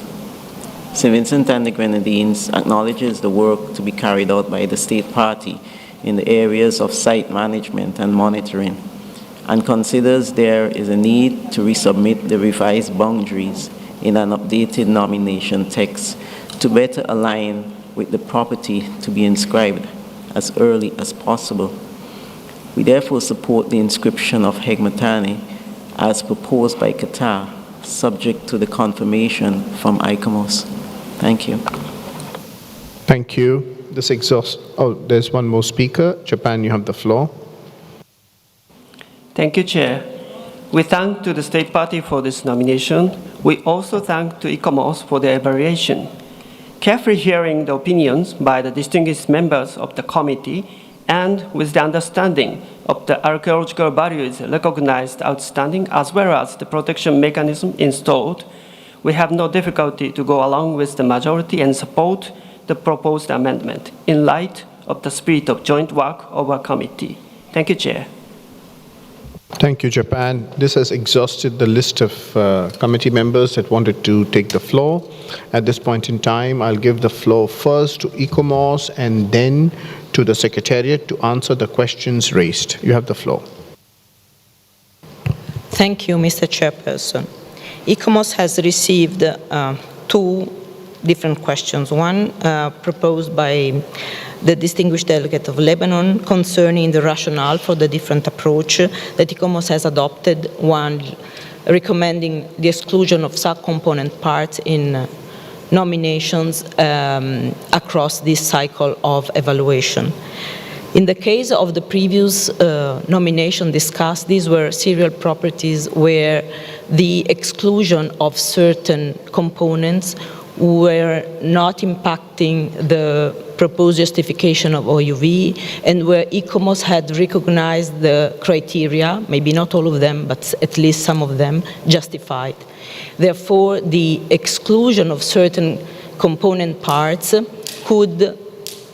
were considered coherent by ICOMOS to go with referral back, either inscription because the criteria were found justified and there was no impact in the removal of certain components on the proposed justification for inscription. The other question that was raised to ICOMOS, I think was from the delegate of Belgium and echoed by the distinguished delegate of Greece, whether ICOMOS could confirm that the changes proposed by the State Party, the ICOMOS can agree with this proposal. ICOMOS is obliged to remind that cannot assess and evaluate any additional information following 28th of February. Therefore, ICOMOS is not in a position to assess the material that has been proposed by the State Party and we suppose has been submitted to the committee members. ICOMOS has met the State Party, has received information about its intention to promote the inscription of the site, but could not be in the position to evaluate this material. So we cannot respond whether we can confirm. ICOMOS would need to go back to its desk reviewers, its panel, who is the body that takes decision about what is the ICOMOS official position about documentation, evaluation, and nominations. Perhaps it's important to clarify, because it has been heard also from the committee members, that the criterion have been found justified by ICOMOS, criterion 2 and 3. ICOMOS has identified potential for this criterion that might be justified with strength, and in fact the recommendation is for strengthening the case for the proposal, develop a more coherent argumentation based on the archaeological values of the nominated property. So just perhaps to clarify that ICOMOS has not found None of the criteria justified at this stage. Only 2 might be justified in the future. So just to explain the rationale for a deferral in this case. And it is not just a matter of removing some part of the property that doesn't seem to match the potential for the property to be inscribed. I hope I made the clear ICOMOS position in this regard.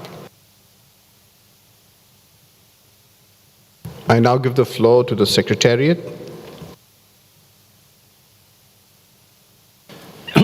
Merci, Monsieur le Président. Je vais répondre à la question de la Belgique et sur les besoins éventuellement d'aligner les dossiers au changement. Effectivement, je crois que nous sommes ici devant un cas dans lequel la proportion, le poids et l'étendue des changements apportés par les comités ici sont d'une telle proportion par rapport au dossier originel que la demande d'aligner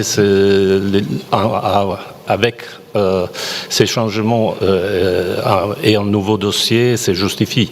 Je crois que la réponse aussi de l'ICOMOS va dans ce sens-là et on vient aussi d'entendre une proposition de la délégation du Saint-Vincent et des Grenadines allant dans le même sens. Et juste pour terminer sur ça, je pense que la différence, on peut se référer aux différences qu'ils ont présentées dans les orientations entre une modification mineure quand il s'agit de modifications mineures et certaines composantes sont retirées par les comités d'une série de dossiers et ces changements n'a pas un grand impact, on n'a pas d'impact sur la déclaration des valeurs universelles exceptionnelles, tandis qu'il y a des modifications plus importantes, donc comme les paragraphes 165 des orientations présentes. Et dans ces cas-là, cette demande d'un dossier aligné avec les sites que les comités sont en train d'inscrire serait plutôt justifié. Merci. Thank you. We now go to para 1. Are there any objections for the adoption of para 1? I see none. We go to para 2.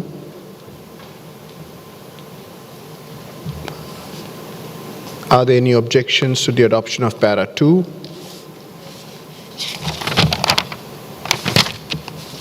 I see none. We go to para 3. Are there any objections to para 3? Lebanon, you have the floor. Yes, Mr. Chair. It's not an objection. It's just a small question to ICOMOS. In para 3, there is protection and management requirements, and it is said the component parts of the property. To my knowledge, we use the term component when we have a property in series, which is not the case here.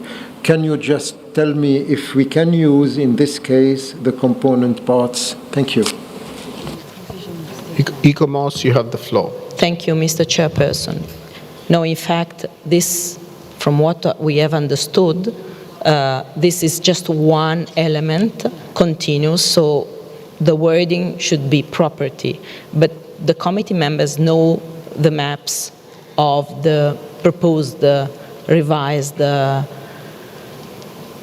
property. So if it is just one component, we should use property.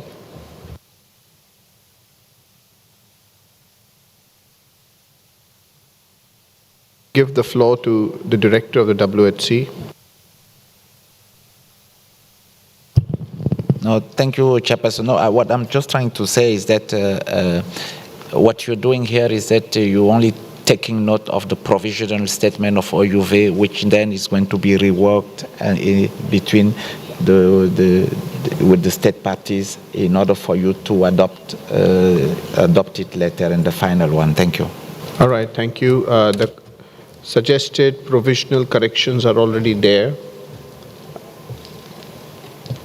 We go to para 3. Are there any objections for the adoption of para 3? I see. Yes, Lebanon, you have the floor.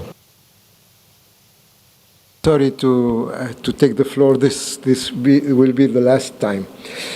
When we read paragraph A, submit the revised nominated property boundaries officially in light of a refocused justification. We have just inscribed the property. If we say in light of a refocused justification, it is as if we inscribed a property where the justification of its OUV is not clear and should be refocused. I propose to remove this phrase and to say submit the revised nominated property boundaries officially, point. That's all. And remove the in light of refocused justification. Because, I mean, the committee accepted the justification because it's inscribed the property. Excellency, please don't say this is the last time I'm taking the floor, because if you do that, then I do not get to witness your wisdom again and again, and I very much look forward to it. Qatar, is this okay? Qatar, you're the presenter. Is it okay, the justification of Lebanon? Okay. We now go back to the para we just approved, and we go to the subsequent para thereafter. Right, para 3 there was no objections to para 3. Now para 4, how it appears on the screen, the names of the countries supporting will be copy-pasted.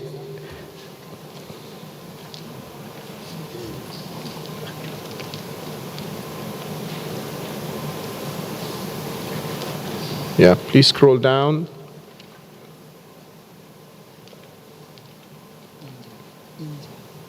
India, you have the floor. Thank you, Mr. Chair. Now, I think if we scroll back to the para A, I think we should let this portion, in light of the refocused justification, of course, should go, but we should say that submit the maps of the revised property boundaries of the archaeological remains. So we know that we are defining the boundaries of the archaeological remains. So that part. Yeah, so just remove the word based on and replace it with the word of.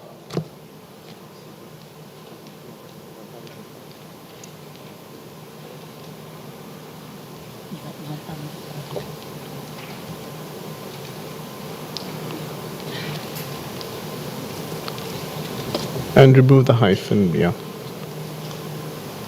Thank you. We go to para B, is it acceptable? We go to para C, scroll down, D, E.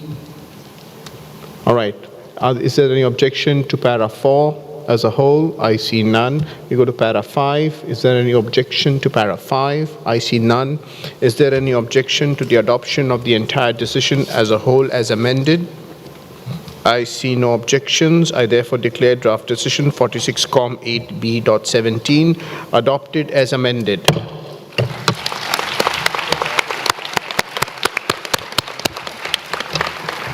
Thank you very much. Let me congratulate the Islamic Republic of Iran on behalf of the entire committee for the inscription of this property. Iran, you have the floor for up to 4 minutes, unless, of course, you want me to speak something in the Persian language.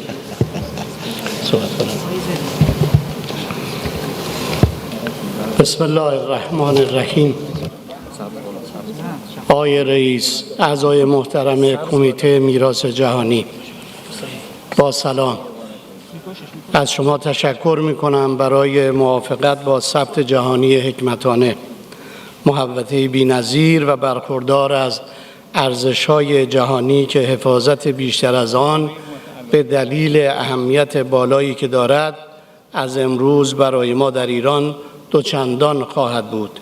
ایران سرزمین تاریخ است و مفتخر است که سابقه تمدنی آن به بیش از 7000 سال پیش باز می‌گردد و تمام تلاش ما این است که سوابق تمدنی نظیر حکمتانه را به خوبی حفاظت نموده و به آیندگان بسپاریم.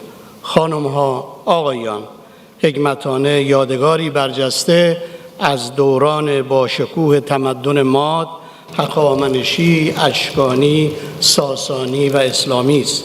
حکمتانه که باستانشناسان آن را به معنای مکانی برای گرد هم آمدن و اجتماع کردن اقوام مختلف تفسیر کرده‌اند، شاهدی برجسته از توسعه دانش شهرسازی و فرهنگ شهرنشینی از 3000 سال پیش در ایران است و به نوعی بارقه‌های تولد دوره تمدنی پارسی در ایران باستان را حکایت می‌نماید. با این حال باید یادآوری نمود حکمتانه که امروز با نام همدان معروف شده، شهری است که در کوچه‌هایش شخصیت‌های برجسته جهانی همچون ابن سینا قدم نهاده و زندگی کردند. لذا باید گفت ثبت جهانی حکمتانه ثبت شهری باستانی است که بر تارک فرهنگ و تمدن منطقه ایستاده است. بار دیگر بر خود لازم می‌دانم از اعضای محترم کمیته میراث جهانی به ویژه دولت قطر و قزاقستان، مرکز میراث جهانی یونسکو، ایکوموس برای همراهی با ثبت جهانی حکمتانه در این مرحله تشکر نمایم. در پایان ضمن ابلاغ سلام ملت و دولت ایران به شما از دولت محترم هندوستان، مقامات و مردم عزیز هند بابت میزبانی شایسته از این نشست مهم قدردانی می‌نمایم. در ادامه خواهش می‌کنم به بیانات سفیر محترم جمهوری اسلامی در یونسکو گوش فرا دهید. Excellencies, dear colleagues, the inscription of the Hekmetane archaeological site fills the Iranian people with immense pride, celebrating their rich history and cultural heritage. This recognition by UNESCO honors Iran's ancient civilization and strengthens our national identity and solidarity. Meanwhile, the most important is understanding this inscription through the spirit of UNESCO World Heritage Convention. This convention plays a crucial role in fostering mutual understanding and solidarity among nations. By identifying and preserving sites of cultural and national significance, it highlights our shared heritage, transcending national borders and cultural differences. This collective effort to protect our global heritage fosters respect and appreciation for diverse culture, promoting international cooperation. The Convention encourages dialogue and collaboration, creating a sense of global community. Thank you. Thank you and hearty congratulations. Dear committee members, we have reached the end of our plenary meeting today. As announced earlier, we will therefore reconvene on Monday morning at 10 a.m. to continue the examination of our agenda items as planned in the timetable enclosed in document 3B. There will be no bureau and no plenary meetings tomorrow. I wish you a pleasant evening and a restful day tomorrow, but the Secretariat informs me that they would like to take the floor for one more time. Thank you, Mr. Chairperson. This is just to inform you that only we have one side event immediately after the session, and the side event is entitled Fortifications and Military Landscapes of Asia, organized by the ICOMOS International Scientific Committee on Fortifications and Military Heritage, ICOFORT, and it will take place in room MR19. Thank you very much. Thank you very much. The host country, India, would like to make some announcements. You have the floor. Thank you very much, Mr. Chair. I just want to make a small announcement on behalf of the Ministry of Culture Director and Director General Archaeological Survey of India that since tomorrow is an off, I'm certain many delegates would be wanting to go and visit the monuments. Delhi has 3 World Heritage properties, and nearby Agra also has 3 World Heritage properties, including the Taj Mahal. So anybody who is wishing to go to these World Heritage properties, if you could kindly let us know so that we can make adequate arrangements for their visit and ensuring that their visit to these monuments is a memorable one. So if you could please let us know so that we can do the necessary preparations accordingly. Thank you, Mr. Chair. Thank you. The word off may not be appropriate because we said there will be no bureau meeting and no plenary meetings tomorrow from 10 to 1 and from 3 to 6. However, if anybody wants to come for the exhibitions, 1 to 3 is still there are some events, and 6 to 8 also if somebody would like to come for the events, they're most welcome. So as far as we are concerned, there is no plenary morning and evening session. The meeting is adjourned. Lii la nga xam.